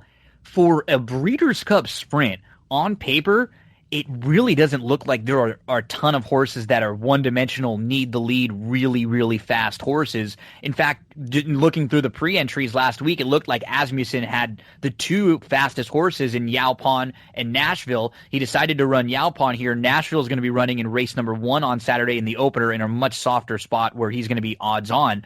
Just from an overall pace projector standpoint, how do you guys have this shaping up? We have this race as one that Yaupon's going to be out front by himself. There's just not a whole lot of speed left. It's funny you mentioned Nashville. I had actually kind of wrapped up my handicapping when it looked like he was going to go because I was going to bet him. I thought he was the best horse in the field with the biggest upside, but for whatever reason, they chose an easy spot earlier in the day that'll probably win by 15 lengths. And but they do have a viable alternative in Yaupon, and he's going to be dangerous for sure. I mean, it's a 6-furlong race at Keeneland. He did draw outside in the 10 post, but with his speed, I mean, I don't see any reason he's not going to clear because, as you mentioned, there's just not a lot of need-to-lead type speed in this sprint. Yeah, so let's start from the inside with Echo Town, who's going to add the blinkers. He's been fine. He's been, he has his big win was 3 starts back in the Jerkins. He is more of a, coming from off the pace type. He's kind of got a funny thing I've noticed in a few of his starts where he'll be in a good spot and then it's like the second quarter he almost gets outrun a little bit and he loses a few lengths and he gets shuffled, and that may not be the best thing from the rail with the blinkers on in here. Is he good enough to compete with some of the better ones in this spot? Yeah, I mean, it's a really interesting sprint this year, and that, we do a race rating from Timeform US in our PPs, and normally coming into the race, a Breeders' Cup race for older males is going to border right on 130. I think that's what the sprint was last year. This year, it's only a 120. So, I mean, that's a pretty big gap. We're talking a good 4 or 5 length difference between the sprint last year, which of course featured Matoli, Chancelot, 2 really fast horses who either one of them in their best form would probably be 1 to 5 in here to beat this group. So it's, you can't really look at the numbers. Normally a horse like Echo Town, I would just immediately toss because I think the best number he's run recently is maybe a 115, which isn't competitive, but in this group it may be. But that said, I'm not a huge fan. Like you said, I don't like how he always kind of makes his run later on. He seems to lose ground on the turn, then kind of make that run later on, and he's kind of tailed off the last couple races. He'd have to beat a couple horses that beat him fair and square last time out, and for me, I just don't see it. The very sharp CZ Rocket just keeps winning races for Peter Miller. They claimed this guy for $40,000 and they won for $50,000, optional 62 non-2. They won in an allowance race and then back-to-back grade 2 races in Southern California. I mean, he just keeps answering every call, and this is going to be a tougher spot and a tougher group than he dealt with. But hey, you know what? We're talking about a guy who's won the sprint a few times, and he knows how to win this race.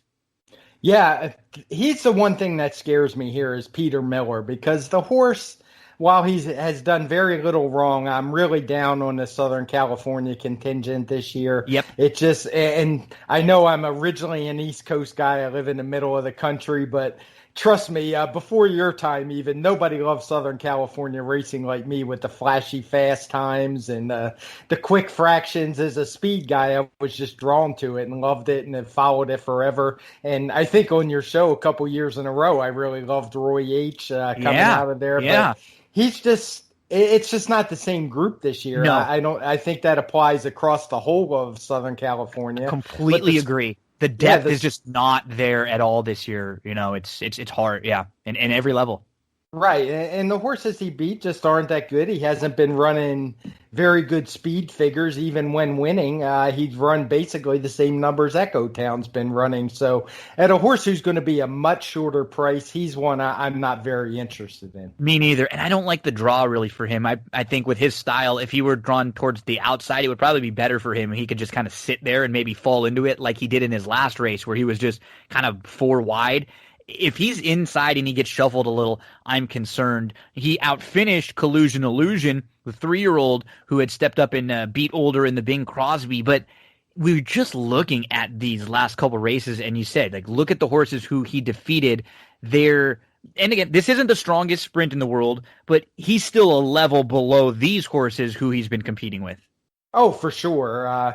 I mean, out of Collusion Illusion, who comes out of that same race, if I had to pick one of those two just on value, I would take Collusion Illusion. Agreed. Yeah. He's a horse who showed he was able to close into a hot pace 2 back in that Bing Crosby. There was basically no pace whatsoever in that CNNE, the Sprint Championship. So for him, I'm willing to put a line through that race at least. So I wouldn't totally dismiss him. He is a 3-year-old, so he's got that right to improve. Kind of like I mentioned with Echo Town, where CZ Rocket is a 6-year-old. I mean, I think we know what he is at this point. He's not going to jump up and suddenly run a 130 when he's been running basically 115s for his entire life and on his best. So he's, of the two, I would prefer him, but I don't particularly love him either. The number 4, Bone Raison, will be one of the longer shots in the field. He upset a group at Keeneland at 10-1, beating Maniwa. But when he's been in against graded stakes company, he's really seemed like he was overmatched. Yeah, I would agree. He's very similar. I know my podcast partner, David Aragona, just loves this horse, not particularly in the spot. He just in general likes this horse, right? And he's a horse I actually pulled up his lifetime PPs and looked at it. If you bet on him every time in his career, you're way ahead. Because when he pops at a big price. He did run a 117 time form U.S. speed figure last time out, which normally is not one that would, make me notice at all in this race. But this year, it's not too far off of what I would expect. So as a price, I wouldn't blame anybody for throwing him in their pick 5s or pick 4s. I haven't even looked ahead to see what's in the sequence. And I'll be honest, on the Breeders' Cup Day, I am more of a vertical type player. I like to hit 1 or 2 races if I can at big prices, Sure. and usually that's going to get you out for the day. I've just found personally the chances of picking 4 or 5 in a row and not being wrong and in races these tough for me, it's just not for me. It's not something I'm good at. Maybe there's people better at it than me, but I'm definitely more a vertical guy. So Bone Raison's one I would use particularly in the lower slots. Maniwa, who was right behind Bone Raison last time out. It's just been a while since he's won. You see volatile in the running lines, and he's been in some decent spots when Mr. Money was good last year. He was behind him, but he's just not really a win machine type. No, he should.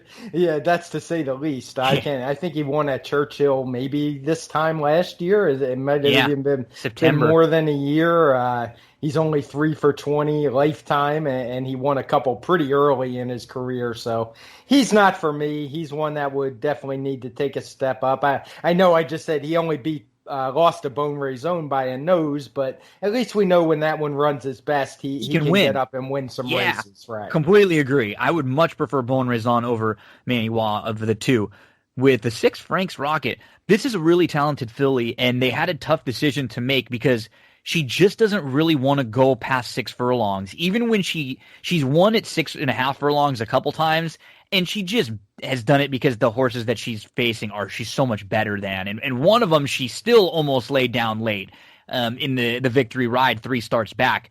At 6 furlongs, she's really talented, really nice filly. And we have said this is not the strongest sprint in the world.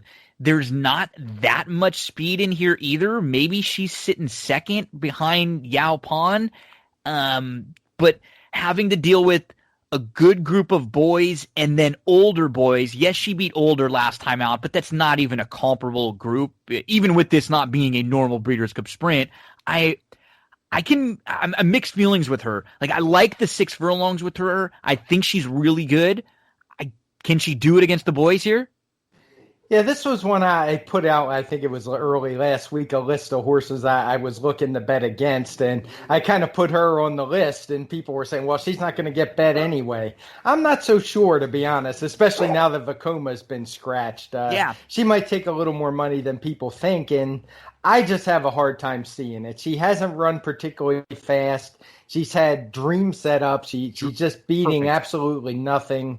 So for me, I'm against her. Even, who knows? Maybe she winds up 20-1. I find that hard to believe, and I take a second look at it, but I just don't see it. When I look through her PPs, I see nothing but blue fractions. The pace hasn't been particularly fast at all. The one time she had red fraction, she got beat by Kamari at Oaklawn in the slop. Last year as a 2-year-old, when the pace was a little hotter, she wasn't able to finish. So I just think she's a horse that's been managed great. She's found easy spot after easy spot, and they're taking a shot. But this just seems like way too big of a jump up for me. We get to Whitmore, who is going to be in the Breeders' Cup Sprint for the 4th time. He's been 2nd, 3rd, and 8th in 3 previous tries here, but he's coming into this race off of a couple lackluster efforts. Maybe we can make the excuse that he didn't like the slop couple starts back, although he has run well previously over a wet racetrack, so that's something that I don't like seeing. And then he came back with just an type effort, although, in that race, there was a long shot that snuck away, and there wasn't a whole lot of closing going on. Diamond Oops just kind of was able to get Empire of Gold right on the money. I just don't know if he's quite the same. This is a really cool horse. He's been around for a while. We don't see a lot of horses like this that last to 7. Remember, he was in the Triple Crown races leading up when he was a 3-year-old, and then they cut him back, and he's been a really solid sprinter the last couple years. I don't think he's on his best game right now. No, I would agree. I mean, he's a horse I think actually ran in the Kentucky Derby, if memory serves. Yep. So, yeah, he's definitely had quite the career. I've seen him in person several times at Oaklawn Park, where he's won that Count Fleet Stakes, I think it is, several times. So I'm a big fan of the horse, but as a handicapper, I'm a form guy as much as a speed guy. I use speed figures and pace figures to try to figure out which horses are improving and which ones are not, or, maybe going the wrong way. And he's got that look to me. He just hasn't looked like the same horse as a 7-year-old. Even when he won that Count Fleet this year, his figure wasn't what it had been in years past. And it's just not the same. I mean, granted, he's going to be a big price. I can't can't blame anybody that took a shot with him, but he's not for me. I definitely wouldn't be using him in the top spot by any means. Yeah, not in good form. Speed figures going the wrong way, and race shape that just seems against him. We've talked about how it doesn't. He's best when he can settle, take back towards the back of the middle to the back of the pack, and then make one late run. And on paper, unless Frank's Rocket is able to maybe go after Yalpan or they just go too fast up front, it doesn't feel like there's going to be that really crazy speed dual bias that he might need to set up to give him an opportunity to win this race. We get to the number 8 Forenzi Fire. Another kind of polarizing horse to discuss, because he was one of those horses that was trained by Jason Service, and he came into the Kelly Breen barn. And so we didn't know, and we were kind of having to take them on a case-by-case basis, horses that had been in the Service or the Navarro barn, horses that we had been, come to find that they had been pumped with lots of different substances, and we didn't really know coming into a new barn how they'd respond. Well, this guy showed us he's talented. He's the real deal. He's got some ability. He could get a good trip in here. The thing I always think about with him is just how he does so much of his best work at Belmont and in New York. Can he beat this group, Craig? I have the same reservation as you. You kind of stole the words right out of my mouth. I think somebody asked me this on a podcast. I don't remember if David actually posed the question about horses for courses. And I think he actually is one. He clearly, to me, runs his best races at Belmont Park. If you isolate just those PPs, he looks like a completely different horse than when he runs other places. I mean, he's won when he went to Penn and went to Laurel, and, he was 1-5 and beating up on nobody. But at top level competition, all his best races have come at Belmont. So I'm willing to take a shot against him. His speed figures haven't been that great. They were better when he's with Service. Not surprisingly, he's been fine in the new barn with Kelly Breen, but definitely a few, maybe 3-4 lengths slower than he was running on his best day for Jason Service. And it's not Belmont Park, so I'm not going to be on him at all. Yeah, honestly, if it was Belmont, I would think he could get a nice trip in here. He just he doesn't really have that same oomph other places. He could be in a great spot, and if the speed comes back a little bit, he won't be way out of it. I like his running style, and he's just been so honest over the last couple years. But yeah, I have to go elsewhere in here. Empire of Gold tried to shock the world at 51-1, and Craig, late in that race, in the short stretch at Keeneland, he looked like he was home free, and then Diamond Oops was able to square him right on the money. Do you see Empire of Gold as a horse who has any shot in here to take a slice? I actually do. He's a horse I saw run here in person at Remington Park in that race just before Keeneland. He's a fairly lightly raced 3-year-old. He's still on the improve. He ran his best figure last time out from us, a 118, and he has speed. Now he's going to have to deal with Yapone in here, who could be the tough one and the horse to beat.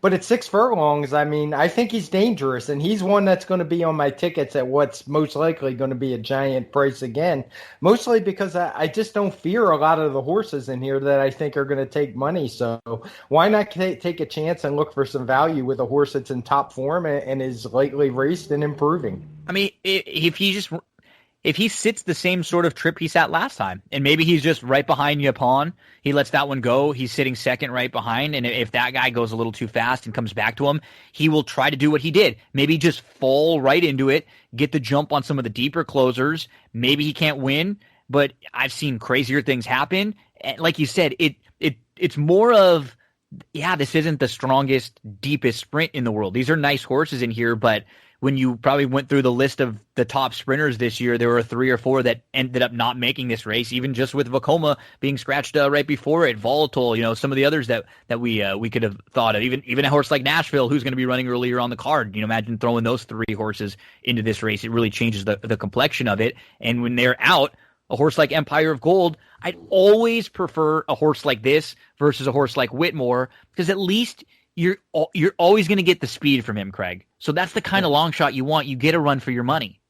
Yeah, I totally agree. And at 6 furlongs, people tend to look at it, and we've already talked about there's not the usual amount of speed. But even when there is in these 6 furlong races, they rarely just fall apart, because to be good at 6 furlongs, usually you have a lot of early speed. And those horses don't just pack it in like they do when they, stretch out at 7 or go 2 turns, and horses get caught in a speed duel and they just throw in the towel and get beat 15 lengths.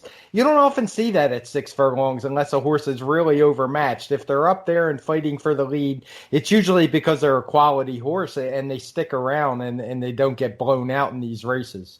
The number 10, Yaupon, we spoke a little about this one when we started talking on the Breeders' Cup Sprint. He is perfect. He's 4 for 4. He's undefeated.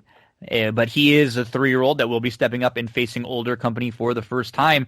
It sounds weird to say it's a good spot to do so in the Breeders' Cup Sprint, but it really is a good spot for this because Asmussen had a very strong hand with this horse, and with Nashville, he had 2 horses who he knew, hey, if they break well, they should have a length or 2 on this field.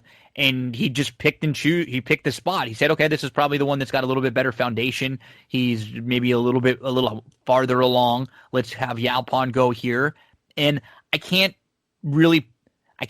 play tickets without him in pick 4s and pick 5s because I can just see him breaking alertly, clearing the field, and being really tough to run down. Yeah, he's clearly the horse to beat for me. As you said, he's a 3-year-old. He comes in with the best last 3 speed figure. He's won his last 3 easy after winning his first race with a little bit of a tougher trip where he was bumping and in some traffic. And I just have no knocks whatsoever on the horse. He's going to be the one to beat. I am curious to see. I know he's trained by Steve Asmussen, of course, as Nashville. I would love to be a fly on the wall when he talks to the owners and they figured out not to run Nashville because it's not the same owner. I'd like to hear what the story was. And obviously, I mean, the guy's a Hall of Fame trainer. He knows what he's doing. He may have a very good reason to not run Nashville in here, but if I was the owner of Nashville, I would have been fighting and kicking and screaming to be in this race. Especially when you saw the entries, right? Especially when you saw and then you hear. I mean, you were already had to have been entered before, but now knowing that Vacoma's out of the race too, it's like, oh man, that would have been maybe a really nice spot to get a Breeders' Cup win. But hey, not bad to have Yaupon and Nashville both. If you're Asmussen here, it's an embarrassment of riches for some of the absolute best sometimes. Craig, I kind of forgot about how cool of a horse this next one we're going to talk about, Diamond Oops, really is. I mean, when people talk about the really good horses out there, he's never really mentioned, and it's probably because he's not necessarily the best in any of the divisions at anything. But he is one of the most versatile, consistent. If you just look at some of his races, I mean, this is a horse who's grade 1 placed going a mile on the grass. He's a graded stakes winner sprinting. He was only 4th in the Pegasus going a mile and an 1/8 behind a couple really nice horses. And now he's a graded stakes winner sprinting on the turf. He can really do it all. This is a pretty darn honest horse, and I've become a big fan of his over the last year or so. With no Vacoma in this race, his chances are probably upgraded even more, is that there's one less really nice horse to have to deal with. He was able to get past Empire of Gold in a scenario that kind of looks like it could be how this race shapes up, a race that didn't have much speed, a horse snuck away, and even when Diamond Oops wasn't his best, he was able to still get there and wear him down. Where do you stand on Diamond Oops in this spot? I like Diamond Oops. He's one of my favorite horses in training. I do try to keep that separate when I'm making bets. I don't like to let that influence me. But I really think he does have a big shot in here. He's a horse, I mean, he really jumped out at me in the Vanderbilt last year when he ran second at a huge price to Imperial Hint. I remember making the speed figures for that race thinking, man, this doesn't make a lot of sense for him. Where'd that number come from? But then his very next race, he ran in the Shadwell at a mile on turf and literally ran the same exact speed figure, a 124. He came back, he won the Mr. Prospector in December at Gulfstream, sprinting on dirt again. He's won a turf sprint this year at Churchill Downs, a grade 2. And as you mentioned, he won that Phoenix last time. So to me, this just seems like a horse who, when he's in good form, he has that will to win and he finds a way. His speed figures aren't anything earth-shattering this year, but he is moving in the right direction. And I think he could easily get back to those 120s he was running last year and be a real force in this race. I don't think he's as likely to win as Yaupon is, but I do think he offers much better value. And if I had to make a top pick for that reason, he would be it. We get to the number 12, Hog Creek Hustle, and we sort of know what we're going to get with this guy. He's a stone-cold closer. He's going to take back. He's going to make one late run. He was 6th in the Breeders' Cup Sprint last year. he hasn't won a race since his big win in the Woody Stevens, and that was back in June of 2019 at Belmont Park. That was against 3-year-olds. So since he stepped up and faced older company, he just hasn't really been successful, and he's sort of against the race shape. He's going to be cutting back to 6 furlongs. To me, it feels like the 7 furlong distance is probably his best distance. So, I mean, I'm not really able to make too much of a case for Hog Creek Hustle. No, and it's he's a favorite of mine, and it's strictly because of that Woody Stevens. I bet him that day, and somehow he didn't get disqualified when he pretty clearly fouled nitrous. I think my whole head and beard and everything else turned gray that day waiting on the inquiry, but I haven't got sucked into him. I liked him that day for a reason, because it looked like the race was going to set up for a big closer. This doesn't look that way at all. He just hasn't progressed at all as a 4-year-old. He's still running basically the same figures, even maybe a little less than he did at 3. So he's not for me at all. I just don't see it. He would need a complete meltdown. And even if there was one, I'd probably find some different closers to bet than him. I just never know what to do with horses like Jasper Prince when they come over from Tokyo, from really any places where there's dirt racing internationally that's like not Dubai. I have a tough time seeing if these horses can stack up with the type of sprint speed that a U.S. horse has. So I mean, I just can't. It's so hard for me to build a case for a horse like Jasper Prince. Yeah, I would agree. I mean, if I was playing pick 4s and pick 5s, which I've already said I don't like, maybe, in the Breeders' Cup, maybe I would throw him in. And the only reason I would say it is because this isn't your typical Breeders' Cup sprint. Yeah, and he's such a wild card. Yeah, it's just, but it would be strictly a guess. I don't know. I will go and watch his replays, but I do watch some Japan racing, and I just don't think they stack up as well. I know there was a sprinter a few years ago who came over and won a race. He had actually had, and that's I'm glad you made that point. And I think there was even one either last year too that ran well and finished well. But what was nice about those horses, you could look at their form, and they had races in Dubai on the dirt against like world-class dirt horses where they looked like they stacked up at least. It's so hard to tell where any of these races against much softer company in Japan would stack up with this, like legitimate sprinters. Right, and that's I think we're both saying it's the same thing. If you're using this horse, you're just taking a guess. Complete shot. You like another one of the races, like in the next race or after, and you're probably just going all, or you're just looking for some bombs around them, because it's just hard to have a lot to build your case off of on that one. And we mentioned Vekoma is out now. Vekoma is scratched, so we will get Lasting Legacy to draw into this race. Lasting Legacy is a horse who's actually just claimed for $80,000. So you claim this horse, and then you're coming right back in the Breeders' Cup for Bob Hess Jr. Any shot at all for Lasting Legacy to get into the try? No, this is one I would not take a guess with. I don't see how this horse can possibly win. There was a time when he used to run in the 120s, but we get back to that. So that was when his trainer was a guy named Jason Service, when he was doing that, and he was on a hot streak. Since he switched barns to the very capable Brett Calhoun, he's done fine, but he just didn't run the same kind of figures. He hasn't hit the 110 mark. So I don't know how much Bob Hess could improve off of what Brett Calhoun was doing. They're both very good trainers, but he's just not for me. I don't see it. And he's clearly not the same horse he was in the service barn. So it sounds like we see this race pretty similarly. For me, I think in if I'm playing like pick 4s and pick 5s, there'll probably be a lot of Diamond Oops and Yaupon. I might even play a ticket where I would maybe single Diamond Oops on one, because I think I like him a little bit, and maybe he ends up being 5-1. He'll get bet more with no Vekoma, and maybe we can get some separation here. But there are a couple other bigger prices that you mentioned that I sort of agree with you on. I think, a couple horses down towards the inside, Bone Raison, Collusion Illusion at big prices. I could see them making some noise at least underneath, or picking up some pieces. So give us sort of your overview on this race. Yeah, I'm in the same boat. I think on the win end, I will probably wind up on Diamond Oops just from a value standpoint. I don't have anything against Yapone. I mean, how could you? The horse has won every race, most of them pretty easily. I think he's clearly the horse to beat, but I think he's going to wind up probably in the 2-1, maybe even less range with the scratch of a coma. So, I'm going to look to maybe get one of those. When I play verticals, I'll look to get one of those two in the winner's circle and then just throw in some long shots. As you mentioned, Bone Rezone, a little less with Collusion Illusion, but I think he's better than what that last race showed. And then Empire Gold, who we talked about, who I think is going to be right up on the pace and could hang on for a piece as well. So, I'm going to try to use those two, get one in the winner's circle, and then hope for some bombs underneath.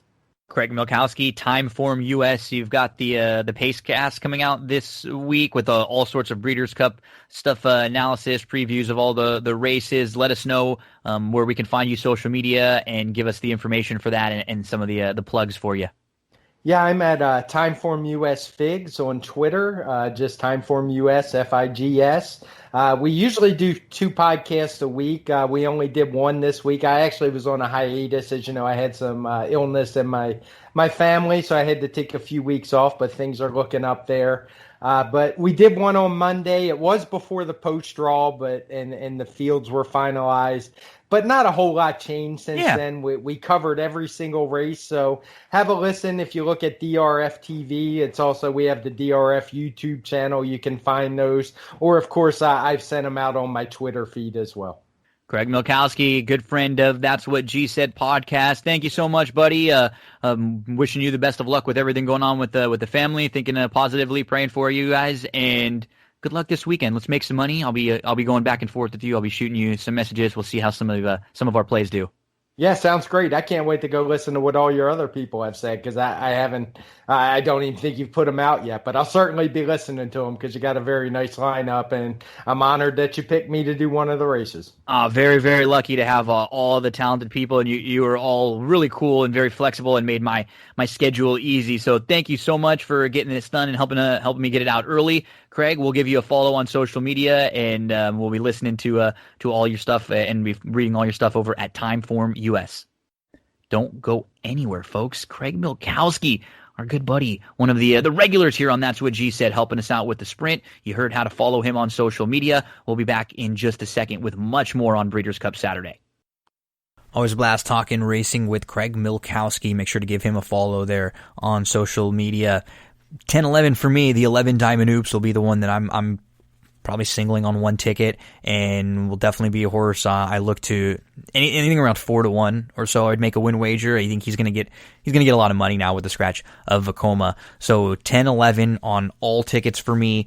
Then some long shots to use underneath and maybe to throw into a ticket or two would be the couple of the ones that Craig mentioned. Actually, I would be okay throwing Empire of Gold onto a ticket. I'd be okay throwing the 6 Frank's Rocket. Also, I like Frank's Rocket a little bit more. And then the 4 Bone Raison. I'm okay with all of them 4, 6, 9 as far as some bigger prices are concerned. And I'm okay with Frenzy Fire in some spots if he's around that price. I don't want him at a shorter price, but if you give me 11, 10, 11, 10, and then underneath, and maybe throwing in on 1 or 2 tickets, it would be Frank's Rocket, Frenzy Fire. I would throw in a Bone Raison and Empire of Gold too, as a price opportunity. So the Breeders' Cup Sprint doesn't look like the strongest in the world, but as far as a betting race, it's fine. It's probably going to be even more spread out, the money, with Vacoma, who would have probably taken a ton. So let's get Diamond Oops home at around 4-1 or so in the sprint. Okay, that's going to do it for this episode of That's What G Said podcast. I didn't want to overload it.